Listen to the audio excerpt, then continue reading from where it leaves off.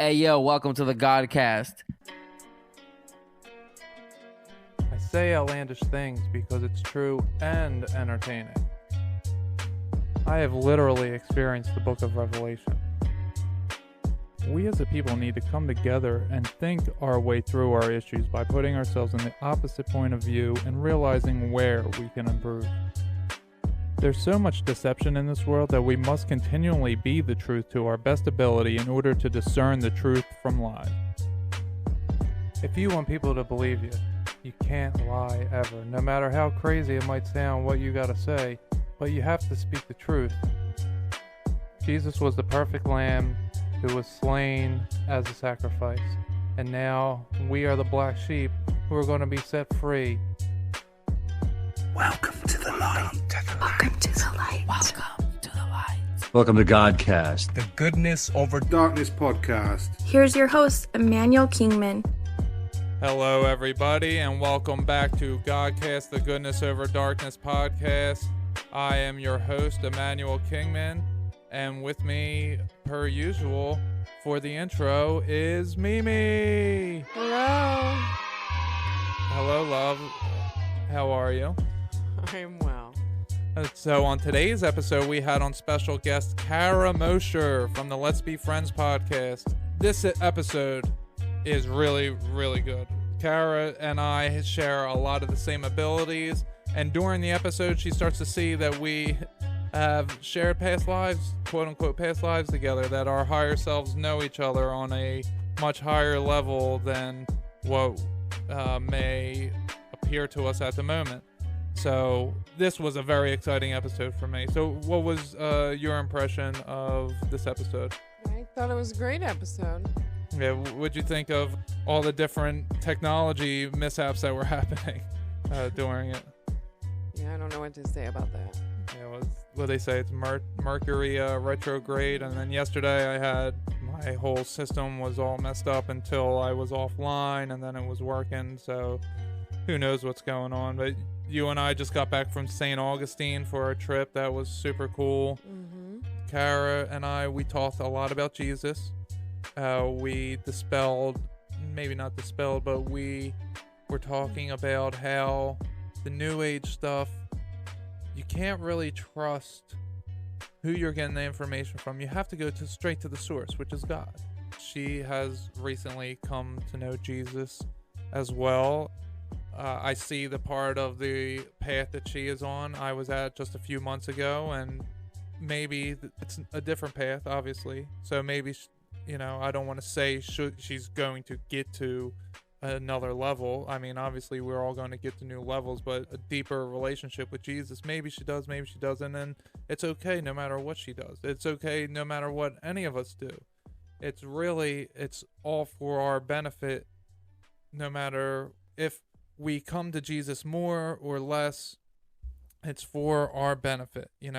Jesus isn't coming into our lives to take everything out because he wants us to suffer. It's actually the opposite. He wants us to be happy, and he knows our true happiness, and how we can get there is by removing these things that give us these highs and lows. He wants us to be averaged out at a high. He doesn't want us to have the lows that come with the other beings that we can interact with.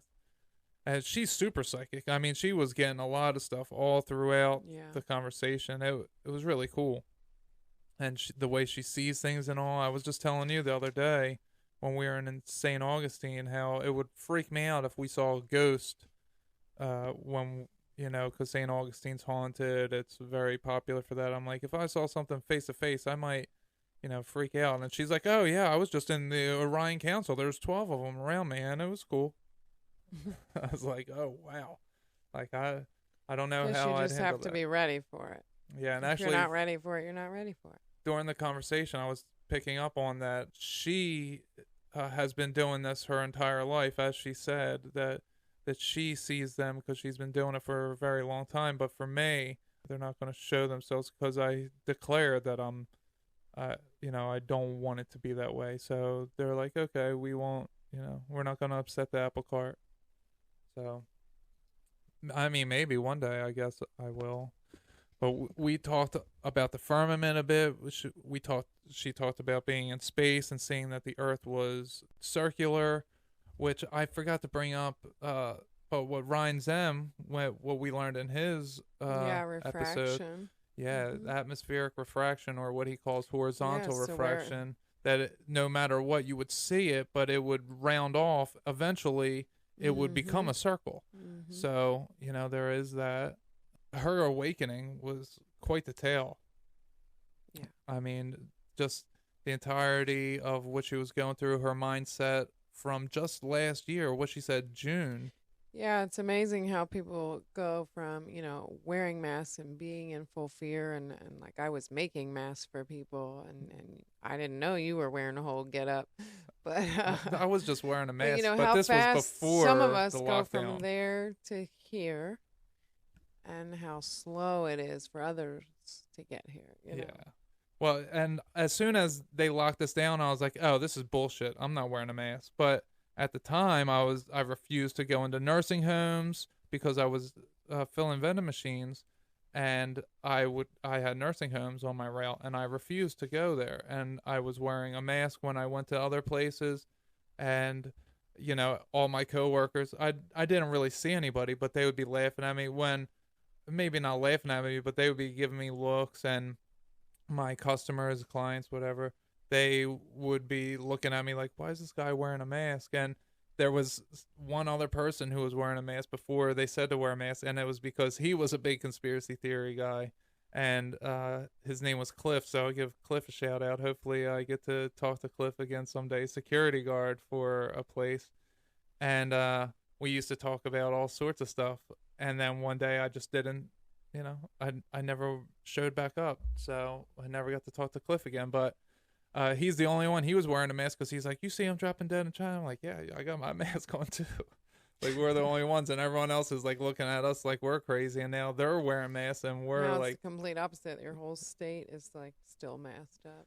Oh, I know. Pennsylvania. Oh man. A good portion of it anyway. I guess we can bring that up a little bit right here. Is what they were trying to pass today is that if you're man, this is hard. So they said that they want to give mandatory vasectomies to men after they have 3 children or 40 years of age, whichever happens first, and to fine you $10,000 if you have a 4th child. I have this comment goes against community standards. So, maybe it was fact checked. Well, I don't know. Let's say. Well, that was the representative. It was some Republican representative posted it. House Democrat introduces forced sterilization and 3-child limit bill. Yeah, how crazy is that? 3-child limit. And then you can get a $10,000 reward if you turn somebody in who refused to submit to forced sterilization after having 3 children. So now you get a money reward for snitching. And what is money even worth anymore? I mean, this is crazy. I know, and this is a check mark on Facebook. This is really crazy. I mean, like, a lot of crazy stuff is going on, but this is really crazy. Here, can I see this for a second? I'm watching 3% on Netflix. I recommend that people watch this and watch it with the eyes that you have now.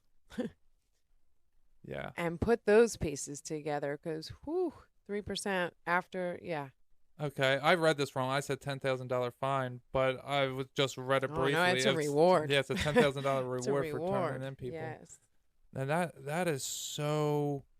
How is that even a thing? This was from October 2nd, so today's the 4th. So what October brings 2nd. me back to the Guidestones, and now I'm like, Well, I mean, it brings up the question of, is there some kind of sterilization program already? going on? There's probably one already in effect. Well, I mean, with these vaccines, maybe not the vaccine that's been taken yet, but maybe a booster, like we talked about with Pastor Josh Warner, that this is setting up for the mark of the beast, which is who knows? Right, and that's what I was telling you about 3% is that the final stage to make it to the, the inland where all the nice rich people are, is that you have to agree to be sterilized. Wow. That's the final step to get over there to this place that's, total bullshit anyway. Yeah, so But you can't reproduce. So you can can't just serve reproduce, them. Right. You can live with them, but you'll you serve them. can live over there and be happy, but you can't have any kids. It's like the jesters, back in the day you had the royals, the jesters, and the serfs. Mm-hmm. And, you look at that today is you have the government and financial leaders, and then you have the entertainment, and then you have us. We're the serfs, the entertainers, the sports players, musicians, all of them. They're the jesters. And then above them is the quote-unquote royals. So, it's how it's always happened, and it's here again, and they are doing their damnedest to keep us down. And, it takes people like Kara Mosher with her quantum awakening to change the world, because she can now relate to all those people who are suffering through these medications and misdiagnosis. She was very emotional in this episode. She's a very emotional person. I listened to a bunch of her episodes, and I listened to a bunch of her interviews on other podcasts, and she's very emotional, but it's so intoxicating, her emotions, and the way that you can start to feel everything coming through. It's, this is a special episode. This is going to help a lot of people. In this episode, if you're new to Jesus or if you're unsure of Jesus, you should listen to this episode, because her and I break down how it happened to us, and it happened in very similar ways. And, she breaks it down a little bit better than I do, and how we can all relate. Is there anything else that we're leaving out? I was in the middle of a train of thought and I lost it. Oh no. Trying to get it written down quick. So just make sure that you check out her podcast, the Let's Be Friends podcast. Check her out on Instagram if it comes back up. And Here Comes Trouble. And I think she has one for the show called Let's Be Friends. Make sure you check them out. Make sure you get her book when it comes out. I want to read her book. It sounds very interesting. I want to hear about her experiences. Make sure you check out my website, emmanuelkingman.com. I got some big things in the works coming up in terms of roundtables. I have that free workshop that I'm going to be doing in November, December. I'm still taking people in. If you want to be a part of it, send me an email with the subject free workshop and just say, hey, I want to be in on the free workshop, and I'll get you in. That workshop is going to be how to become more psychic, how to get in touch with God more, and how to overall, in a general sense, better yourself. And we'll have a Q&A. You'll be able to ask me any questions, and I'll provide the answer as best I can.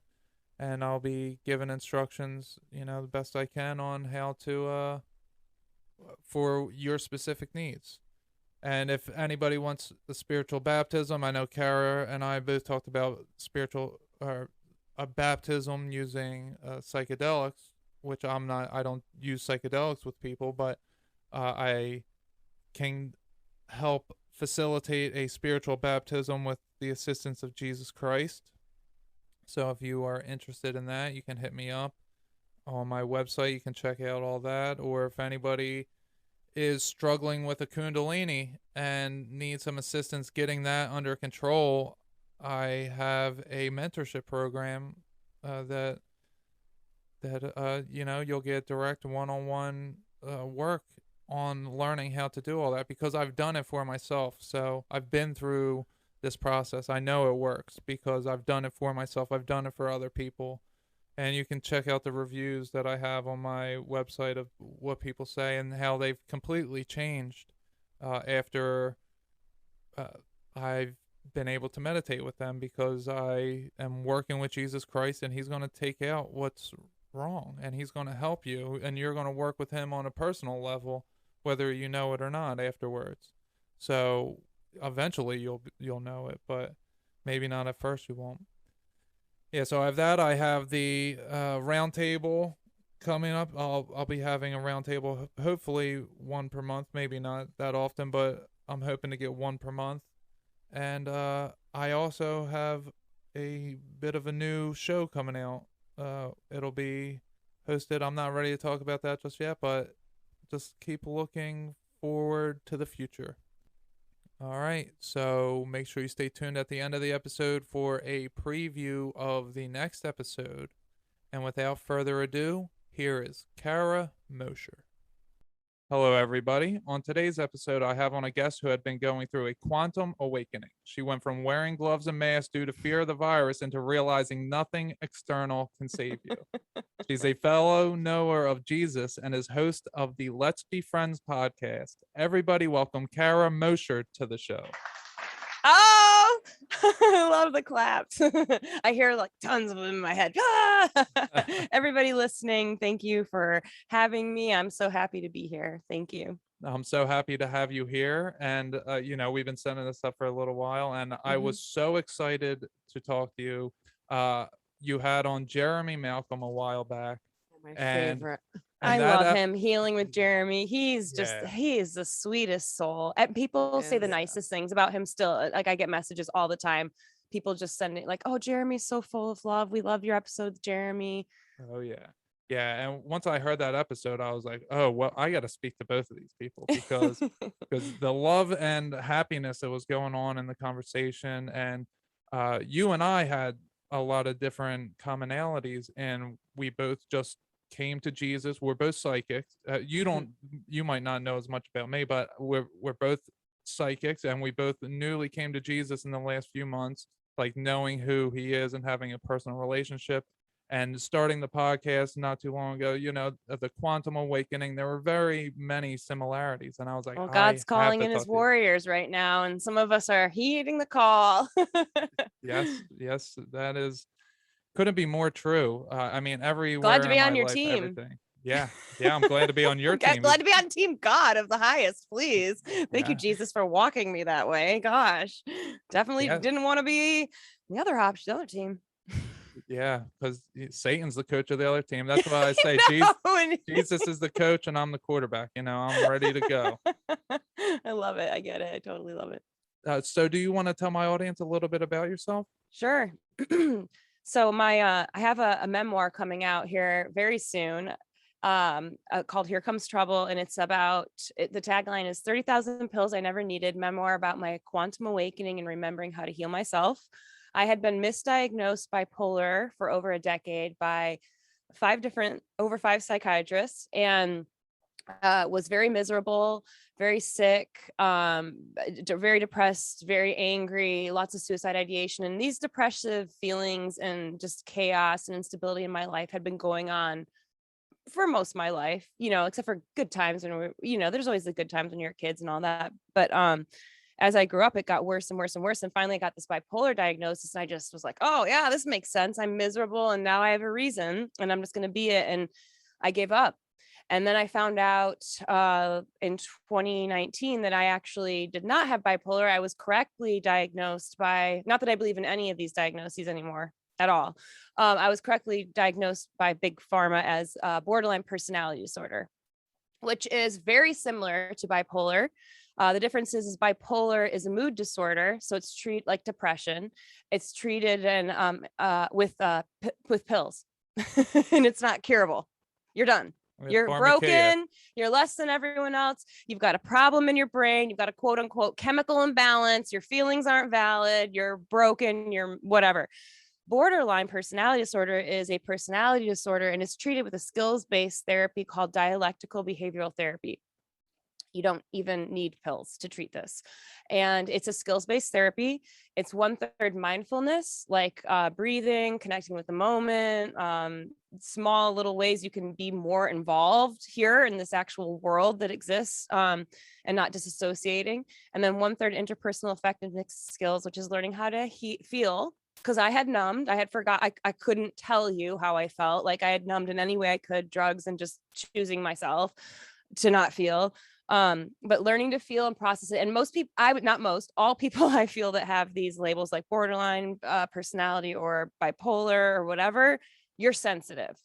That's all. You're just really sensitive, and this world didn't teach you or do anything to help you know that there's nothing wrong with you. So that 1/3 of dialectical behavioral therapy, which interpersonal effectiveness skills, really, really, really helped me understand there was nothing wrong with me, and to have little skills like, say, like right now, I'm a little anxious because I'm a guest on a podcast, or I'm tired because I didn't sleep a lot, like just talking about your feelings out loud. And the other 1/3 is interpersonal effectiveness skills, which is learning how to talk to other people and get your needs met. Because we all have, like, we get all these programs incorrect running in our head, and like, bless my parents' hearts, bless the teachers in my life's hearts, but nobody had taught me or showed me like these simple things, like how to be in the moment, how to feel, and how to get my needs met with others. So I took this therapy, and I did it intensive outpatient. There's always two choices when you have these types of big therapies for healing: intensive outpatient or inpatient. If you're inpatient, then it's just like you live there like a rehab and you do it all the time. But I chose to do outpatient, but I still met like 4 days a week, like 5 hours a day. And I went through the whole program of dialectical behavioral therapy. Turns out I had also done it over a year prior and didn't even know it, because I've had so many group therapies and so many treatments throughout my life.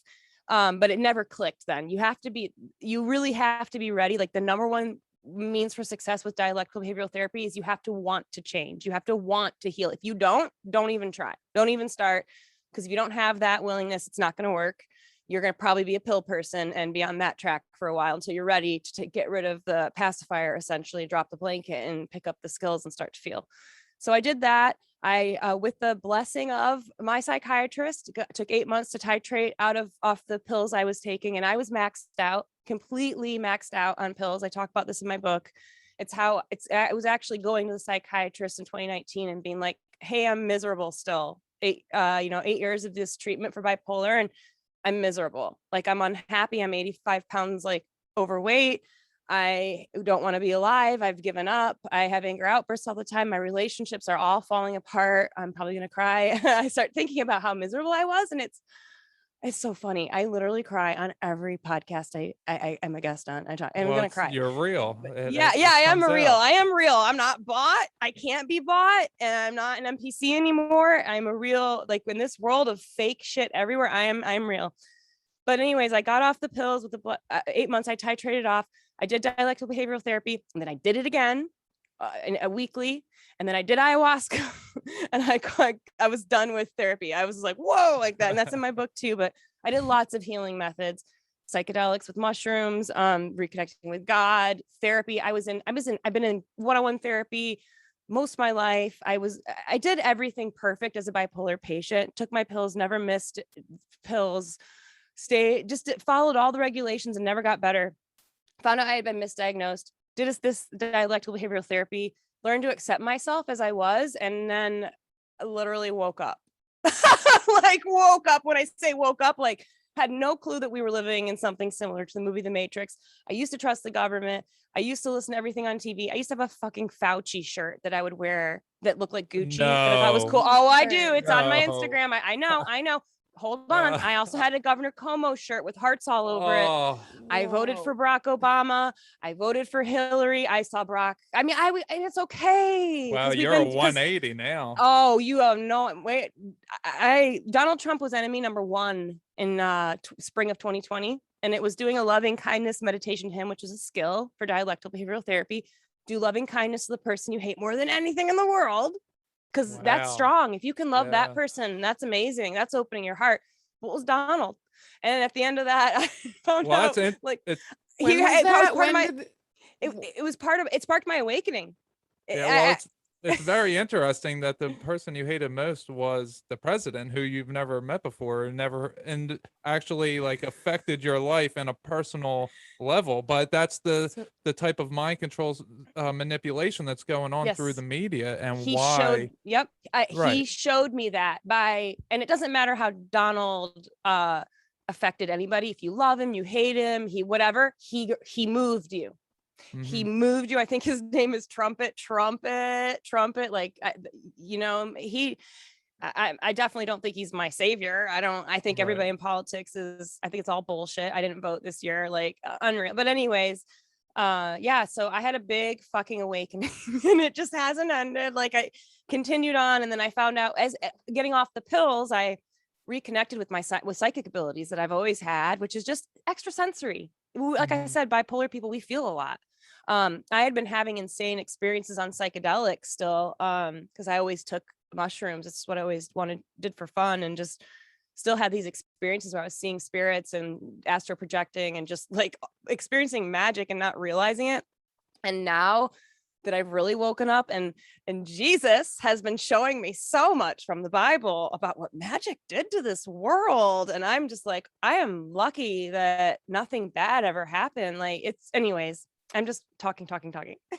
Well, no, it's great. I love everything that you're saying. So, your awakening happened right as COVID.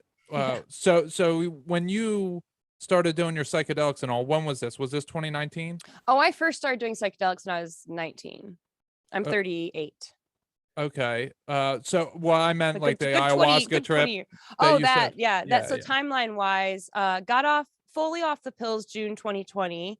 And then and had completed dialectical behavioral therapy, and then did ayahuasca. Then I had this insane psychedelic trip June 2020. This is what happened.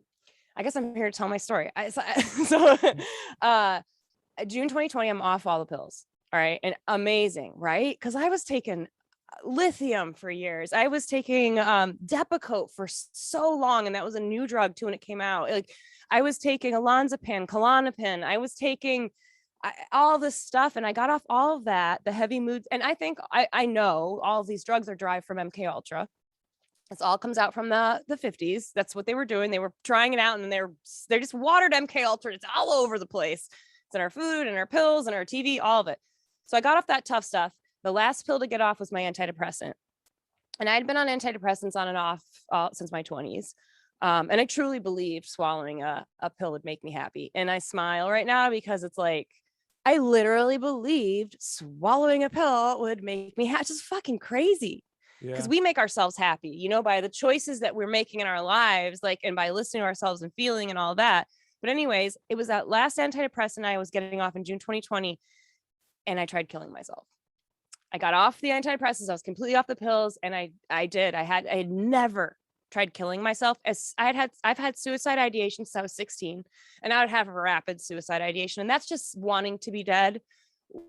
Maybe seeing yourself dying in your head. It's horrible, whatever. I don't want to talk too much about it because I don't want to give a lot of energy. You know what it is. But Right. suicide attempt is different.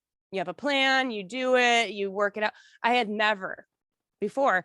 And so you can imagine how I felt after getting off all these pills and having hope for the first time in my life. And I tried killing myself. I had a horrible incident, and I wrote about this in my book. So I don't want to like say too much, but Do you think it was a side effect from getting off of the? Abso-fucking-lutely. It is a side effect, and this is not by accident, when you're coming off antidepressants to be suicidal. It is a side effect. And I was having brain zaps. You get brain zaps where I could barely think. And this is real. Lots of people have had these getting off antidepressants. It's literally like a zzz in your brain. And it's like, what it basically, to me, it's like you're looking, and all of a sudden there's like a ripple that goes through everything. And you're like, oh, it's like electricity. Because those Wow. pills really fuck with you. I mean, you know it when you get off of them. Right. That's how you know. I mean, your withdrawal is really, it shows you how bad the drug is, and they're drugs. So that day, I did what I do in desperation. Two things. This is good, actually, because we're going to go to God here. I got 2 grams of mushrooms. I booked myself a really nice boutique hotel, which I never do. And I was like, fuck it. I tried killing myself. I need to just be by myself. Took the mushrooms there, and I wrote a letter to God.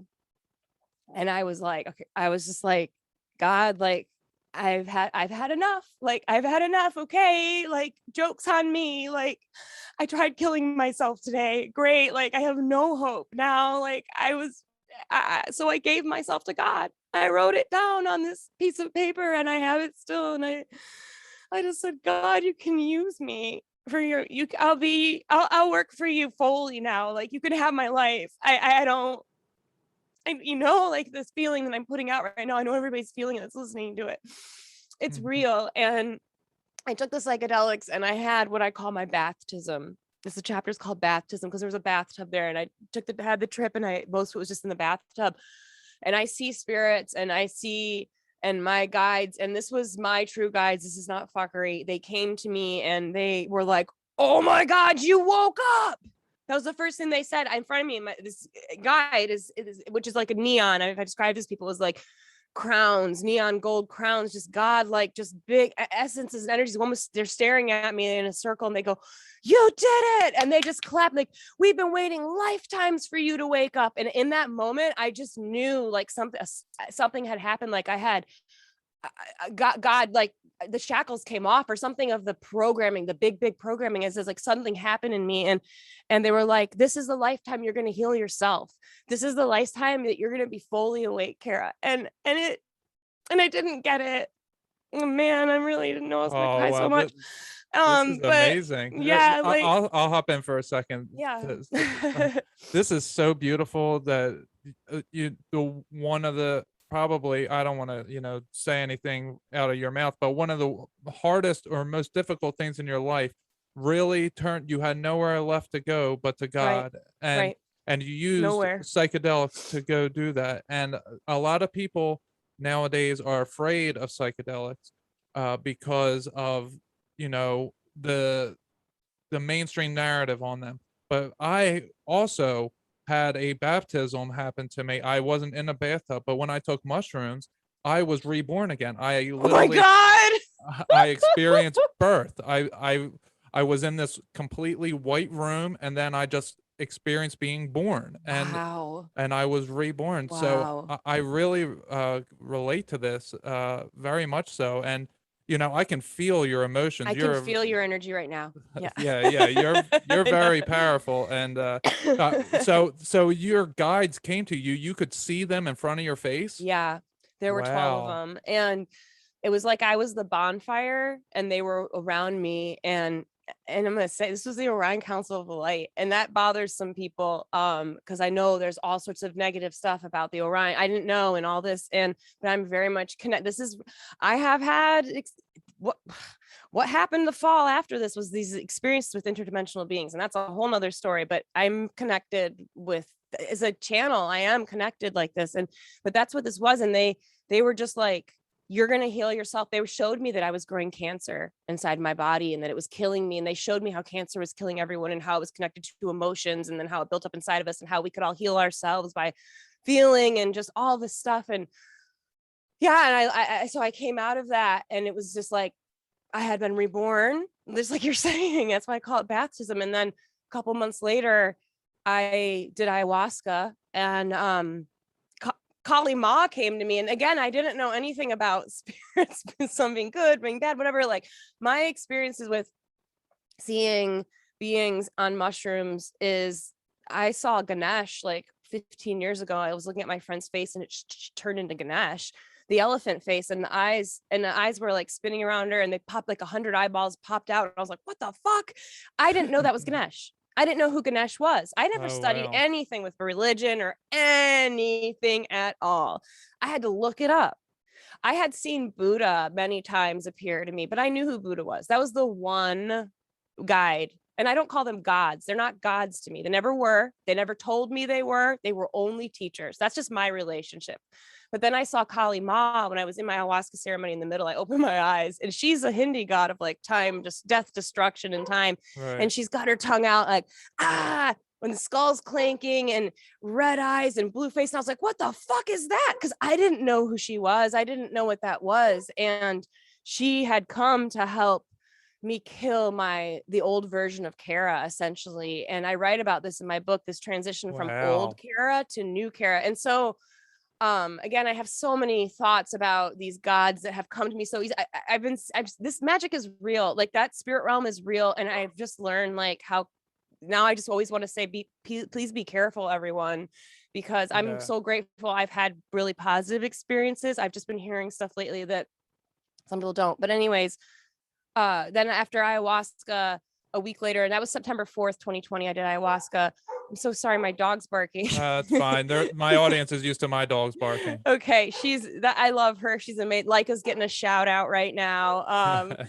Anyways, a week after doing ayahuasca, I was talking to a friend and he tells me, he goes, look up MK Ultra. And I was like, what? So he's like, you can Wikipedia it.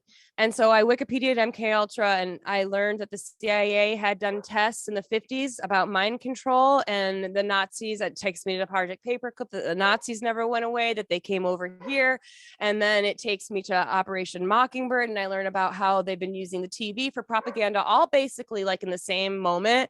And bam, I was like, what the fuck? And I slid into the rabbit hole, got my Great Awakening map, which basically just has all the conspiracies or whatever in there, and just from, I mean, everything, anything, and just like, well, those three that you just mentioned all go hand in hand. Yeah. And as soon as somebody comes across one of them, then they come across the other and the other, and then you're like, wait a second, so they're doing mind control on a massive scale, and they're all CIA, maybe not all, but a lot of CIA agents or DOD. Have you ever heard of MK Often? no. Okay, yeah. So that was the Department of Defense simultaneously while the CIA ran MK Ultra. The Department of Defense was running MK Often. Same exact thing, just a different department. Wow. So we have different agencies running mind control programs on a massive scale on the American people and probably worldwide as well. But I'm so sorry about the dogs. oh, you're fine. So with Operation Paperclip, with the Nazis coming over, they were found guilty in the Nuremberg trials, were supposed to be hung, and they weren't. Only 19 were hung, and there was several hundred, maybe over 100, but maybe it was only in the 100s, were supposed to be killed, but they weren't. They came over, they started NASA, they started the CIA, they started all of these operations that are now going start on. with the National Security Act? Was that in 47? Was that when the CIA launched? Well, so it was the OSS for like 5 or 6 years, and then it jumped into I forget exactly how did the world survive before the CIA for thousands and thousands of years? Right, and when you look into these things and you see the different mind control techniques, it's so easy, it's so blatant right now that as soon as you look at something, you're like, oh my God, like I'm so sensitive to energies that I can't even look at something because I'm like, I just know that it's bullshit. So as soon as someone starts talking to me about it, I'm like, oh, it's one of those conversations. Like, okay, let me just, gather myself and not allow the truth in me to make me seem like an asshole, because I'm very honest. I'm very brutally honest. Same. And I come off as an asshole to a lot of people. I just accept it now. It's fine. They don't know that we're really loving them on a very deep level. They just exactly. and that's very hard to deal with when somebody, because they have all the evidence in the world to look at it the way that they do and perceive it that way, and they have every right to perceive it the way that they are, but they're also following a trail of lies. And for someone like you and I who have come to know the truth so well, it's so difficult. I can't have the vibration of lie in me or around me. So then sometimes I snap and I'm just like, get that shit away from me. Yeah, no, totally. I can't even like a commercial on the TV just sets me out. I just can't. Like, I'm just like, I just can't. Like it, dude, like I'm to the point now too, once your channel clears out, once your body clears out, once you really clear out, you can, I don't know about you, I'm sure you can hear the frequencies. They're not normal sounds. You would never hear, they're beyond, I keep doing this because I know they're very high frequencies. And I'm going to say the 5G, I'm guessing something to do with that, but they're driving me crazy lately. I almost have to have a fan going or have music going, or I might hear that frequency and it's like, how can I turn that off? How can I turn that which can't be seen off? I don't want to give any medical information, so anybody listening, this is not medical information, but have you gotten your levels checked for heavy metal toxins? No, I haven't, but I've been hearing a lot about heavy metal clearing. Like Yeah. my friend was like, you need fulvic acid and magnesium. She was telling me that today. I've been using zeolite, and it's been working like a pure magic for me. My meditations now. So my meditations, I was always very active. My imagination, I could see things, Mhm. and I could connect the physical world with my meditation. I could do things. I could, I snapped off a tree branch one time. I popped lights in my bedroom. I've done all these different things, and now what my meditations have been since doing the zeolite is there is a war happening inside of me, and I can feel metal being taken out of me. Last week, it was my third eye was being Wow. pried open, and shards of Wow. metal were just coming out of it. Wow. And I've seen it coming out of my daughter's armpits. Wow. Wow. Yeah, It's got chills. Yeah, it's like long cylinder shapes of metal just being pushed out Is of it me. black? It could be, but I see just silver metal, Okay. Yeah. So it's just what's been happening since I took the zeolite is I've been, as you said, once you clear, you can start to hear everything. And I thought I was at the point where I was like, okay, I'm clear. And then I started taking the zeolite, and now it's like, oh, I wasn't clear. I got to one stage, but there's multiple stages. Yeah, and it's like you peel one layer off and then the next comes. And it's like that with the awakening too, and your thought processes and how you're seeing the world and yourself, and it's never ending. Right. I've been hearing so much about nanoparticles and small metals and toxin releases. I've been listening to a meditation. I'll send you after this, my friend Conrad, who is awesome. I don't know if you know Conrad Gardapi. He'd be a great I've guest. heard of him. Yeah, he's awesome. He's editing my book. He wrote a book called Lucid Sacred Dreams about his awakening. It's amazing. But he sent me this great meditation on YouTube that's for removing these toxins. It's a frequency that helps neutralize them. And then this is a real thing, like that. Oh yeah. It's not right. And it makes, when you start doing the research on I think it's graphene and like just what's going on with these frequencies and mind control. I had an episode on my podcast with Voice of Love Within, and it's a true crime episode. It's like episode 21 or 20, and she dives into this true crime, which takes us all the way to this stuff about mind control and the vaccine and this nanotechnology and Neuralink and just all this stuff there. It's just like it's happening, and but we need to stop it. Like it's just, I'm just kind of like, all right, like I don't know if there's anywhere we can go and not get chems sprayed over us, not have frequencies, not have our food, and I'm gonna say it, I'm starting to read Revelations, just saying, gotten real interested in this stuff all of a sudden, because what God chooses is going to do supposedly is burn this place up, because I think everything's fucking spoiled here. And it kind of is. I hate to say it, and I've heard too, that once you say you hate this place, you love God. You can't like love this world and love God. Cause like this world, once you really wake up, like, oh, it's Luciferian everywhere and they're poisoning us and they hate us. Well, it's like, God, like, hey, can you pick me up? Here's a thought for you, that I've been studying Tartaria a lot lately, and the resets.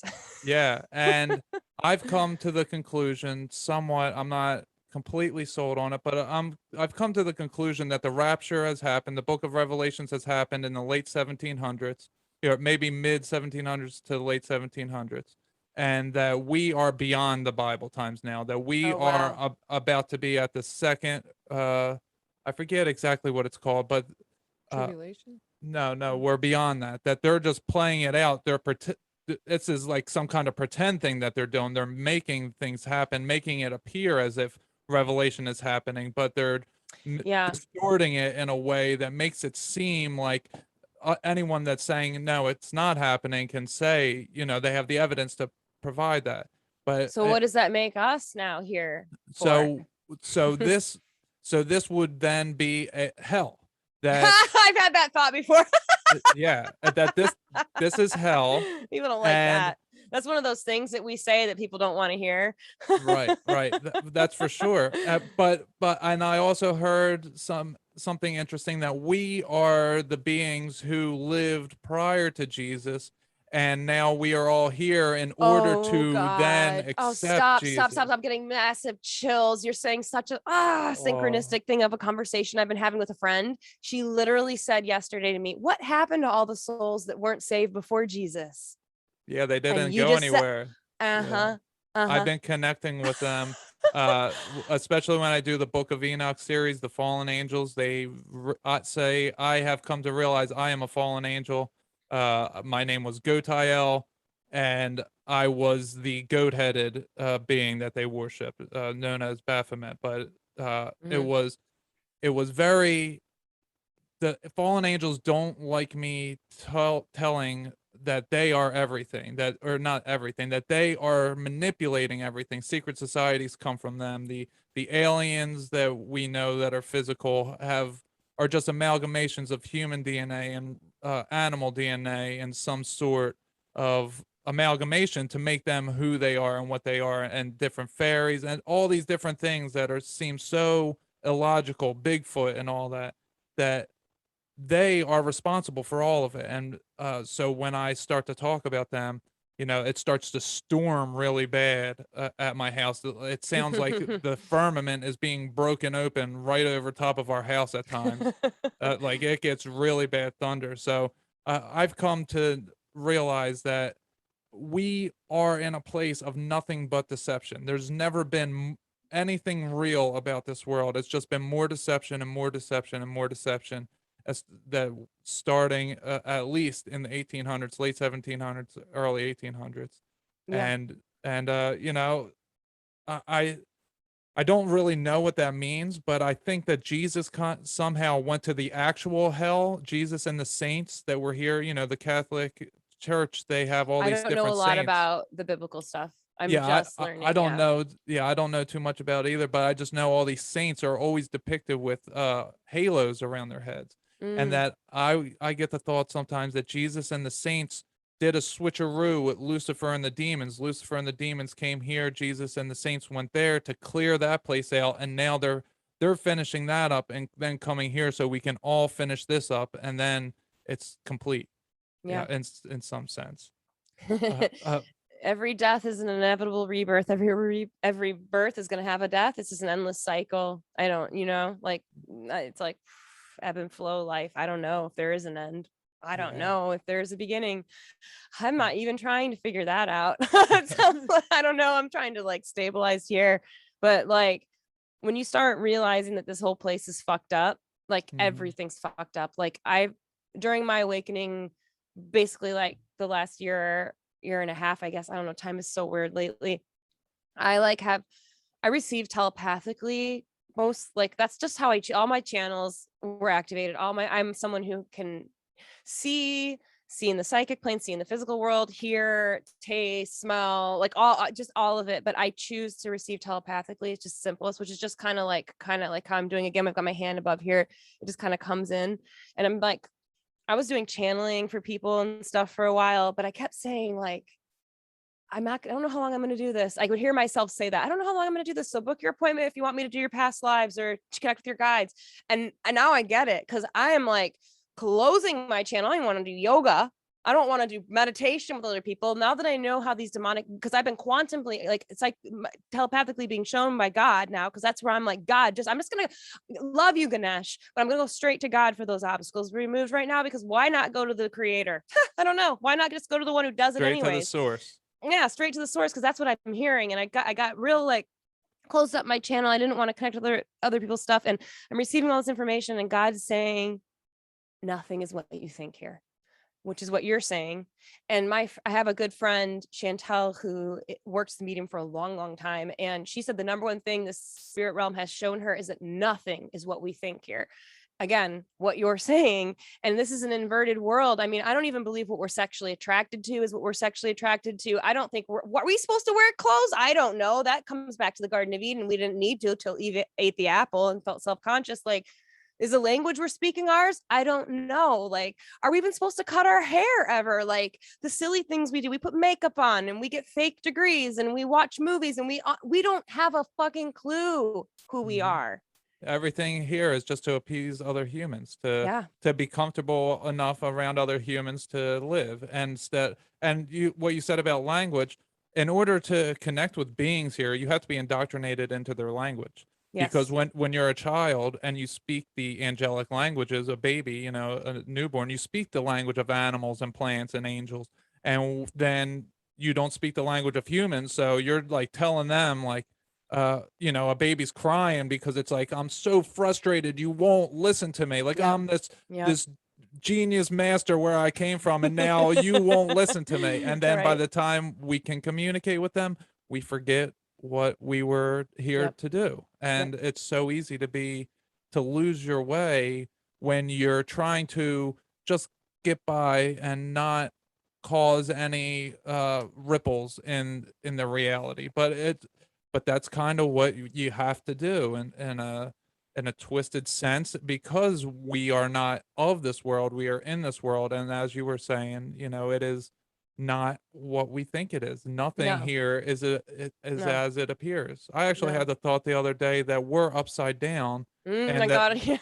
and that the clouds were like actually below I've us. thought that before too. Yeah. I've thought that before too, dude.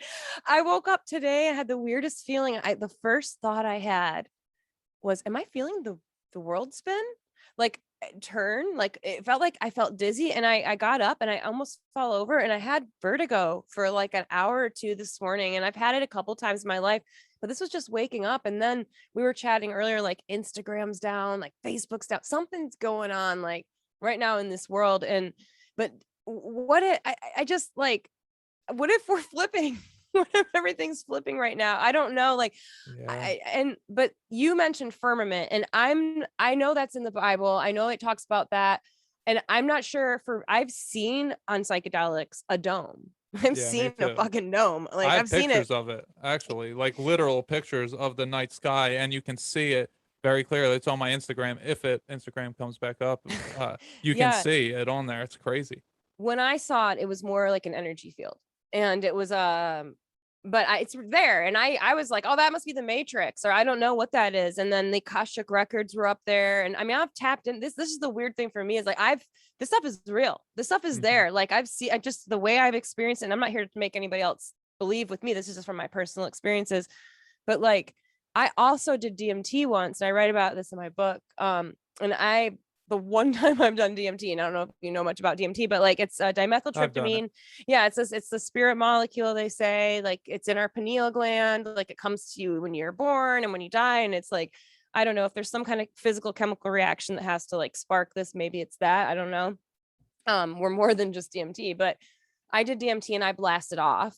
And which means I astral projected out of my And body. you hear the rocket ship.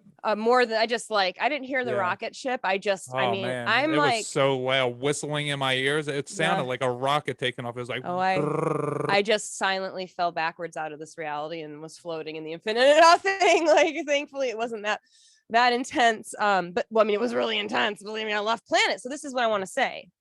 I left planet, and I'm pretty certain I was in an energy field outside Vega, which is a planet in the sky. And I spoke to this being, and he was like, you want to see birth? And I was like, yeah. And he like took his arm out, and from the energy field that I was one with, and shot this energy. And I look over and I see Earth. Well, Earth was round. I'm just going to say, like, that's what I do feel, that I think we could definitely be in a cage that's maybe got a firmament in a dome of something. But I do think that like we're part of something even bigger than we even realize. Like this is like more to me like the cage that the bird's in, and like but the cage is on this big giant amazing. But I don't know. Yeah, But, I think I always say it's some kind of atmosphere, that the land is level in the middle of what is round around us. yes. And that it goes down. I don't know how it all works, but there's definitely some kind of round thing that we are in. So if you were outside, it would appear to be round. Yeah, and the whole rainbows are arched, like everything. There's so much to show. Like, but then again, glass domes exist, like snow globes. I've thought about that, and it's like, well, they're showing us everything. So are they just like, ha ha ha ha ha? You guys are in a glass dome with a firmament, ha ha ha ha, and like we're showing you the flat Earth maps with the United Nations, and we're not going to let you in Antarctica. Why aren't there any pictures of Antarctica, by the way? Are there pictures of Antarctica from above? Not that I know of. Isn't that There's interesting? some. If I had Ryan Zem on, and he has some videos on his YouTube about Antarctica. We had a long discussion about Yeah. it. Super interesting that it used to be called Tierra del Fuego, the land of fire, because it was so hot there. And it was a map from 1587 with dinosaurs on it, and dinosaurs didn't exist at that time. Where Right. they weren't found until like the 1800s or whatever. Right. So there was no term for dinosaurs, and there's literally dinosaurs drawn on this 1587 map, and it's called Tierra del Fuego, and it's too hot to go there. And there's all these ancient books he's bringing up that talk about how you can't go there, it's too hot. And it's like, where, Right. you know, Right. what is going on here? Right. And Well, what they you were showed sa- us in the King Kong movie. There's a Yeah, portal. and There's a Jurassic portal. Park. Yeah, into inner Earth. Like that's the thing I've been learning about is the DUMBs and the underground tunnels, and just like there's these supposedly these underground government tunnels, the DUMBs, deep underground military bases. They're like 700 stories tall or something, and then like you hear about this big portal into inner Earth in Antarctica. Like what? But you know, we're just told that there's magma and stuff, and that we just happen to be the hard part in the outside. What's even causing the magma? Right. I just had that thought. What is even heating up the inner core magma of the Earth? Yeah, what would be keep doing it that? hot, right? Yeah, literally. I just had that thought and it's blowing my mind. Another thought that's blown my mind lately. Our bodies are 98.6, right? On average. Okay. So yeah, right. I mean, that's what they say. Yeah. So when you go outside and the temperature is 98.6, wouldn't you not feel any change? Right? Yeah, the But it's inside and hot. outside. Yeah. But it's hot. Okay, anyways. That's interesting. My those are my rabbit holes right now, personal. Well, so I feel when one of my abilities is I can feel the outside world as if it's my inside world. I can kind of spread my consciousness out, and so I've gotten times where I feel very stale when it is hot. When people are hot, I'm not hot. I'm just like, oh, this is like normal, like, because I can just kind of absorb the outside world and kind of like reverse it, but it feels very stale, and then it feels like time's sitting still when I do that, and it feels very slow and blah, and that just type of feeling that I don't want to feel. So then I'll pull myself back in, and then I'll feel temperatures. But when I do that, it's very much like time stands still, as if like I'm something much larger than myself, and then I'm just kind of feeling how much larger I am, that time isn't even existing for me in the same way. And I feel like if a bullet was coming at me, I could just like pick it out of the air. It's just like I'm in total control, but it's not a good feeling. It's very blasé. You're out type of your feeling. body.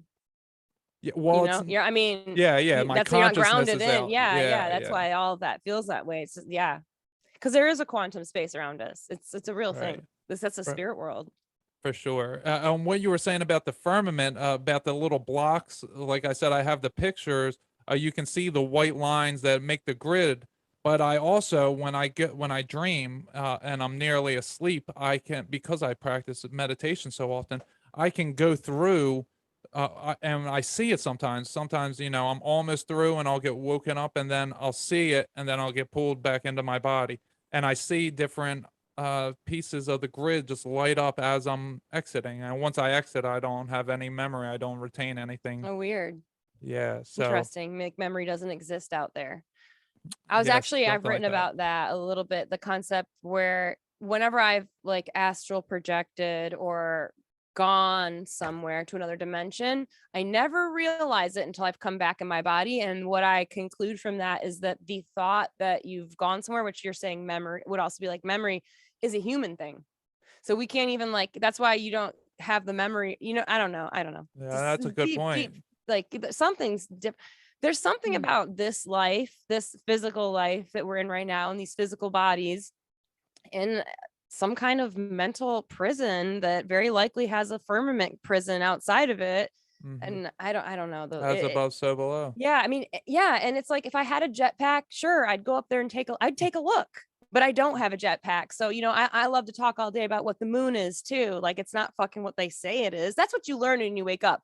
Mm-hmm. Everything you've been taught is probably a lie. So go take a look at it. It's probably the opposite. the moon and the way it's worshipped with these moon rituals and all these things. And I even started doing that last year, which I stopped doing in the spring. If we want to get into Jesus, okay, Jesus is coming in. I like, okay, so after I did the ayahuasca, I woke up, I found out, you know, about the rabbit hole I fell in and started looking up everything I could. I met my friend, My Maria. I don't know if you know her online, My Maria 777, ultimate rabbit hole for me at the time. And then started doing moon rituals and getting into crystals and channeling and magic and interdimensional beings. And I blasted on a lyranship and I mind melded and all this stuff. And it's in my book. The details. It's just like assholes in the book. Put out the book, Kara. And then this spring learned about people questioning Buddha. And I learned about Doreen Virtue. Have you heard of her? No.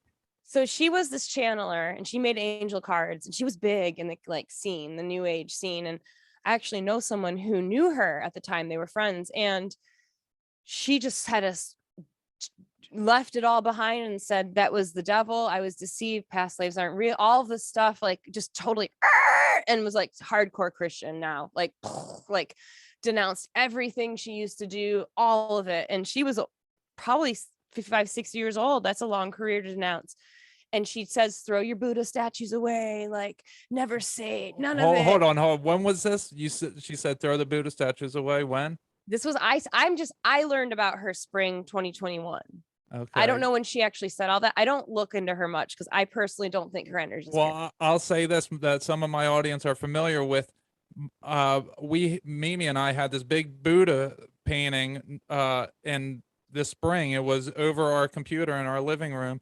And then one day we had this Mandela effect where the Buddha painting wasn't there any longer and something else was in its place. And then this was the week leading up to Easter. And Jesus came to me and said, I took that down from you. I put it away. Were you worshiping it? No, it was just there. But Interesting. He said no idol worship.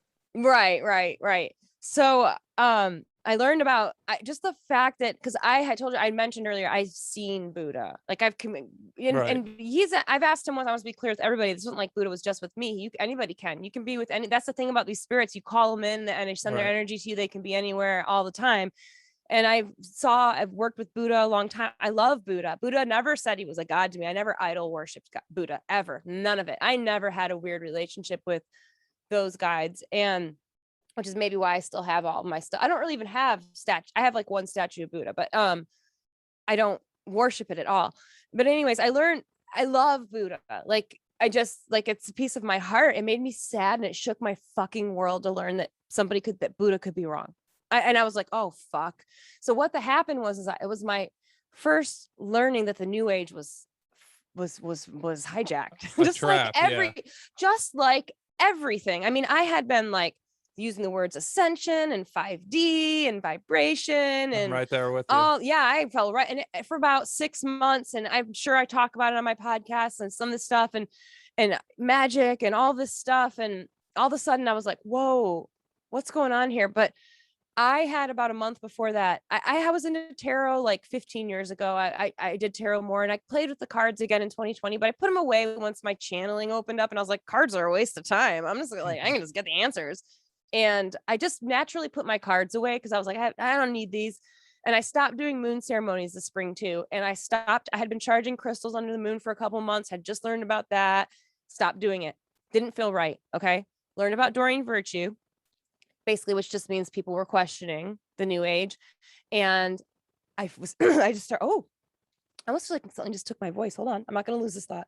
Oh, wow. Mm-hmm. That's interesting. Yep. I know. And out of nowhere. Right. And so anyways, I got really confused. And waking up is confusing. That's why my next book, I think it's just me like a manual for awakening. And I went to God again. And this is the third time. There was a first time I went to God, which when I was in rehab, and I wrote, it's a beautiful experience. God spoke to me and I came in desperation. God spoke again, June 2020, when I tried killing myself. I spoke to God in desperation and gave myself to God. Essentially, God responded. Well, spring 2021, I was so fucking confused in my head all of a sudden. I went to God again because I was like, I don't know the people I think I'm listening to online are false. I don't know who to trust. Everything's corrupt. Everything's inverted. Now these new things I've learned about last year, I'm not feeling good about them. And I'm quite, what the fuck? And so I went to God again and I said, I'm here for discernment. And then I did a channeling session the next week and Jesus comes into the channeling session for a client. Okay. And I was literally like, oh man, what, Jesus, you're so nerdy. What? Oh man, now I got to tell her Jesus is here. Cause that's how I was still about Jesus. Cause there's a spell cast over it. There's a spell cast over Jesus. I learned. And I told her, I said, hey, Jesus is coming through as a guide for you. I was like, and he's telling you need to like take a look at how he's represented through Christianity and Catholic, all that they've really hijacked him and all this. And then usually, a channeling session ends and I don't see those guides anymore. I don't for other people, but Jesus didn't leave. Jesus didn't leave. He was like sitting on the couch. I'm like, my eyes open, but my psychic plane layers over things where I can, like, I'm looking ahead and no one else would see him. He's not physically in here. I see the energy of him though. And he comes to me handing me a joint and he's just like, girl, I'm really cool. Actually, like you've been pushing me away and it's not right. Like you are seeing me as the church and they hijacked me and they made me seem like I'm associated with groups that don't want people to love and that abuse children and just all the fuckery of the church and the indoctrination. I mean, I really think that organized religion is just another way to control people because God has really been showing me that we are a temple and we can connect directly to God. We don't need anything external. That's the external stuff. That's the idol worship. Right. But so Jesus comes and he doesn't leave and he's just with me. And it's just this huge awakening I had to Jesus. And it's real. It's real. And it was a vibration and a frequency that I tapped into that brought me to Jesus. And he was like, I didn't even believe he had lived before. I didn't even believe he had lived before. I probably have said that on podcasts last year as a guest. Yeah, tall tales of the Bible. Sure, Jesus lived and all this stuff. And I was like, he showed me that there was a spell because we're dealing with occult magic here, guys. That's what's up. We're in a cult culture and occult magic is running the show. And goes back to, this is all Luciferian stuff where they want to use magic to create the world. And they think that they can be God. Well, they can't. And they've put a spell over Jesus because Jesus died for us because, and he's guiding us back. And if you don't let him in your life, you're going to miss out on the nicest being ever. The unconditional love that Jesus has, that energy, for me, everybody can connect to Jesus, but I'm just saying the way I do and connecting with, and I know you understand with different guides and different energies, you get different energies. Jesus is different. It's full on love. It's unconditional, hugs. I'm feeling it right now. And but it was just, and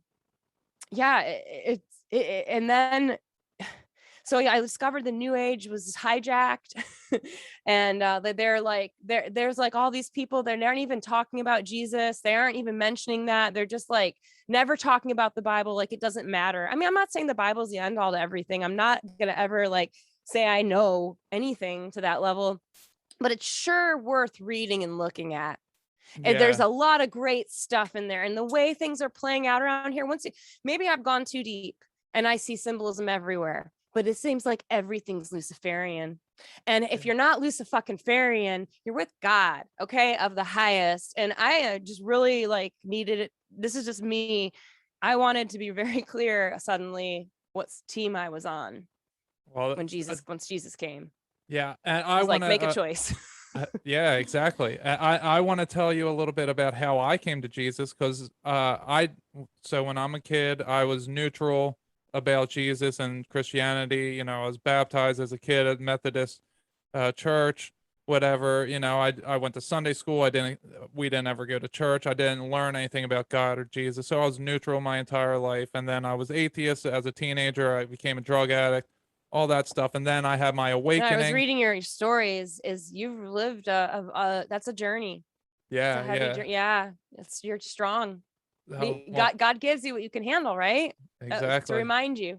Yeah, exactly. And so So I had my awakening, and just like you, I was interacting. I never got any names. I never wanted to get any names. I didn't see the way you did, but I would get information from different beings. I could feel different energies coming in all the time. And I've realized that it's probably 95% was deception, that I was getting half truths and just to be led down a darker path. So what happened to me, I'm listening, I just like with all the conspiracy stuff, I was like, all music satanic. I was like, I don't know what to listen to. But then I realized, oh, I've never listened to music about Jesus before. So I was like, I can trust the name of Jesus. So I'm listening to Christian hip hop, and it's actually really good music. And I had this image in my mind that was all kumbaya type of stuff, but no, it's actually really good music. And so I'm listening to that for a year and a half. And I'm still, I'm psychic, so I'm telling people, this and that, like, Jesus, you don't need the name Jesus, just use Christ, because it's all Christ consciousness. And I'm not learning this from anybody, no one in particular. I didn't have a teacher. I wasn't watching anything new age. I had no idea anything new age type of stuff. I've never looked into it, but all of my belief systems were new age Luciferian belief systems. So I have this injury happen. Doesn't it? Oh yeah. So then I have this injury, and I fall. 400 pounds of chicken and cheese fall on me. Oh my God, 400 pounds of chicken and cheese? Yeah, I'm a delivery driver, and I slip backwards, and the whole thing falls on me. I fall on my root chakra, on my tailspine, or on my tailbone, and all of a sudden, as I'm just looking at what's in front of me, my third eye is always working. I see my root chakra cracked open, and sludge comes out of it. Whoa, I just got cold chills. It was intense. It was demons were released from me that day. Yeah. Ooh, I feel that. Yeah. So it was a 3-day process that I was. Wow. I ended up having the fire, burning tobacco, which I didn't know at the time was a Native American thing. It was just something that was overtaken me, like, you need to do this. So I did that, and then I was laughing, and I drank some tea, and I was laughing with my daughter, then laughing with Mimi, and all of a sudden I had to go run to the bathroom, and I couldn't run because I was so hurt by this injury. Then I'm hobbling to the bathroom, and then I expel, I go to throw up, two big hurls, nothing comes out, but then I was released, and I was in a state of nirvana. Stuff came out. Stuff came out. Yeah. Demons, Yeah. Stuff came out. So for the next 10 days, I was in a nirvana type of state, and it was 36 hours straight that I was in the state of, when you take mushrooms, that overwhelming love feeling that you have for about 10 minutes. I had that for 36 hours. And then the next 8.5 days, it was still somewhat there, but not totally there. And that's when I realized and this was in January. This was days after the inauguration for Biden. So that's when I realized Jesus was real, and Jesus kept coming to me. He kept coming. Yeah, to he's me. persistent. Oh yeah, yes. Once you let him in. Yeah, that's the thing is. So I start talking about it in March, and he was saying, you have to let me in. So the way I saw it, he was just watching me like some perv in the woods, just watching. And then as soon as I let him in, it was like he was in my backyard, and he's dancing around like I'm with you. That's how all of it works. Good energies, bad energies with God. Even that's why you have to talk to him. Like, you have to. Free will's real. Yeah. No. So when I came to Jesus, and that chased out everything, and then I was like, oh, Jesus is very real. And then I start talking about it to other people, and they didn't quite get it. And I'm talking about it. So I started my podcast in April, but the first time I was a guest on someone's was in March, and I talked about Jesus. And so then the more I talked about it, the more I start hearing people start coming to Jesus. And then, I heard you and Jeremy come to Jesus. Then I heard about Cassie from the New Age. And now I heard about Dan from Cosmic Keys possibly looking in this direction. Yeah. And it's this big move from one set of beliefs to realizing, oh, that was deception, and this is the truth. or or just at least a better path. It's hard to know Yeah. what the truth is, but Right. and it's a unique experience for everybody, I feel like. And like that's the thing, it's like there's some people that I feel like I don't jive with, because it's like all or nothing. Like I've mentioned to someone recently, I was like, oh yeah, Jesus is coming to my life and I'm reading about the Bible for the first time. It's really cool. And I'm seeing the most important thing here. It's just like with Trump. It wasn't about like learning to like be a big fan of Trump. Like it was just learning. He showed me that there was deception, that the news was fake. Well, Jesus, I happen to really love him. He's great. So I'm going to love it. Like, but he showed me that there was this deception over him. Like I couldn't even say his name before without feeling like it was dorky or something, or the word Christ, that wouldn't have felt right. I would have felt wrong saying it. It's because there's a spell. Like if someone doesn't want to listen to you talk about Jesus or God, or I know. And you I know. It's funny. The more I'm in this spiritual group, Facebook group, I've been in it for a while, and I always go in there and I help people the best I can. But as soon as I brought up Jesus, like maybe a month and a half ago, everyone stopped interacting with me. Nobody interacts with me at all. And it's like, well, why is that? It's a spell. And Jesus comes in with so much love and compassion always when these situations come up, because especially since I remember what it was like to be asleep in so many ways. These people are under a spell, and we have to just love them and be open and ready to talk about things when they are. But I just want to mention that something that I feel that's being told to me by God and Jesus, because I was very confused about my other guides like Ganesh, and I've worked with Kali, and I was just shown Jesus is telling me that it's okay to have them still in my life, to still connect with all these people. Because I've had people, like I was saying, I'd come to Jesus, I've learned about Jesus, and they're like, oh, did you give yourself now and accept the one only and all of this? And I'm like, whoa. Like, I'm not, like, that's just not where I'm at. I'm actually paving my own way right now and accepting all sorts of stuff. I'm just choosing to really question everything right now. And I just, so I still work, like, love Buddha and his teaching, but I never, like I said, I never idolized them. Idol worship for me was people. Was teachers out there, were people that I thought knew better than me, or I'd go, like, was the big pharma. I mean, think about the idol worship I did with the doctors and what they said to me. That idol worship is all over the place. This is not just limited to religion. It's all over the place. Who do you, even with your friends, are you idolizing your friends? Are you idolizing celebrities? Like, that was the major idol worship that had to come crashing for me. Yeah, that's a good point. And it sounds like you're at the stage that I was at a few months ago. But the more that I've done my research, and obviously I meditate every day, and I'm always in constant communication with the spirit world, everything else has been chased away by Jesus. That there's nothing around me. So when I get what you're saying. Yeah. I had Andy from the Deep Share podcast on a couple weeks ago, maybe like 4 weeks ago at this point. And in that episode, I told him how my meditations, I could pick up on the military or different intelligence agencies. I would project myself to them because they were trying to pick up on me, and I would project myself to them. As soon as I said that to him, it stopped happening to me. And it was like everything has been chased away, because as soon as I bring the truth to light, these thoughts that I have in my mind that I'm holding in there, as soon as I speak them out loud, then everything stops happening to me. I stopped being afraid of the dark. I stopped thinking that there's something behind the shower curtain. I have to make sure it's open. All these different little things. I used to be under spiritual attack by these demonic presences all the time, but now I'm surrounded with Jesus so much that nothing else comes in. No Buddha.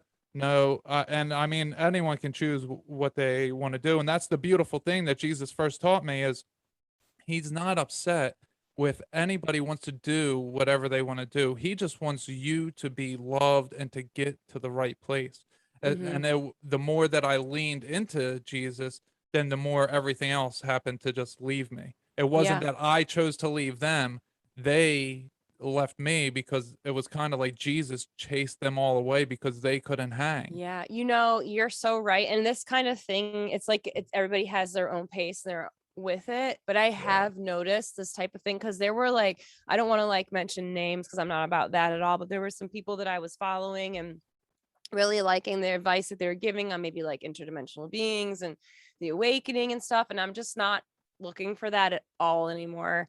Yeah. It's not, It grosses me out it's- anymore. yeah, I just see right through it. I see the word, even the word manifestation makes me want to vomit. I'm like, man, and then infestation. I just like, so Jesus and God, they show you, you know what I mean? Like I really feel with me, Jesus walked me, it took about a month or two straight back to God. I'm just like me and God, like I'm just with God. I'm going to ask God. Like, I don't want to go to anybody else. Like Buddha's still my buddy, but I'm not going to Buddha or anybody. Like I even thought earlier, having some like technical issues at home, and I don't succumb to the astrology controlling us with virtual retrograde. Like I know what's going on and all that shit. It's real and all that, but I don't agree to it. But anyways, technology things are happening. And I was like, oh, I should ask Ganesh to remove obstacles was the first thought I had. And then the next thought I had was, no. I love you, Ganesh, but God, like God. Exactly. And so just like, that's what, but not just that, it is beautiful. I have been observing, like I stopped drinking probably 8 months to a year ago. I drank. I mean, I went to rehab. Like I drank a lot. Like I did all of that. I went through that 20s and binging and awful. And I get it, and hangovers. And then I got on the pills and I couldn't really, it just wasn't possible. I'd get sick.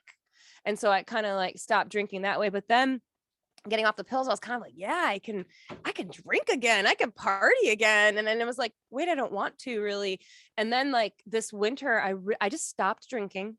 No reason. Anybody can ask, do you want to drink? No, thank you. And it's not like I'll order a mocktail. I'll create mocktails. I'm not drinking. And I feel that this is Jesus's energy. Like if I think about it, I'm like, why did this happen to me? God's like, well, that's what Jesus does. And he smiles. It's kind of like he comes in and removes things for you. And it's no, I want to cry like all of a sudden. And it's no effort. It's just, right. You get what I'm saying? You know what I'm saying? Yeah, like, he purifies you. Yeah, it's real. It's very real. When I was in prison, the 90th day, I prayed to God, and I went from an addict, full-blown addict, but I mean, I was still in jail, so it's not like I really had the opportunity, but I wasn't an addict. Goes away because you're in jail.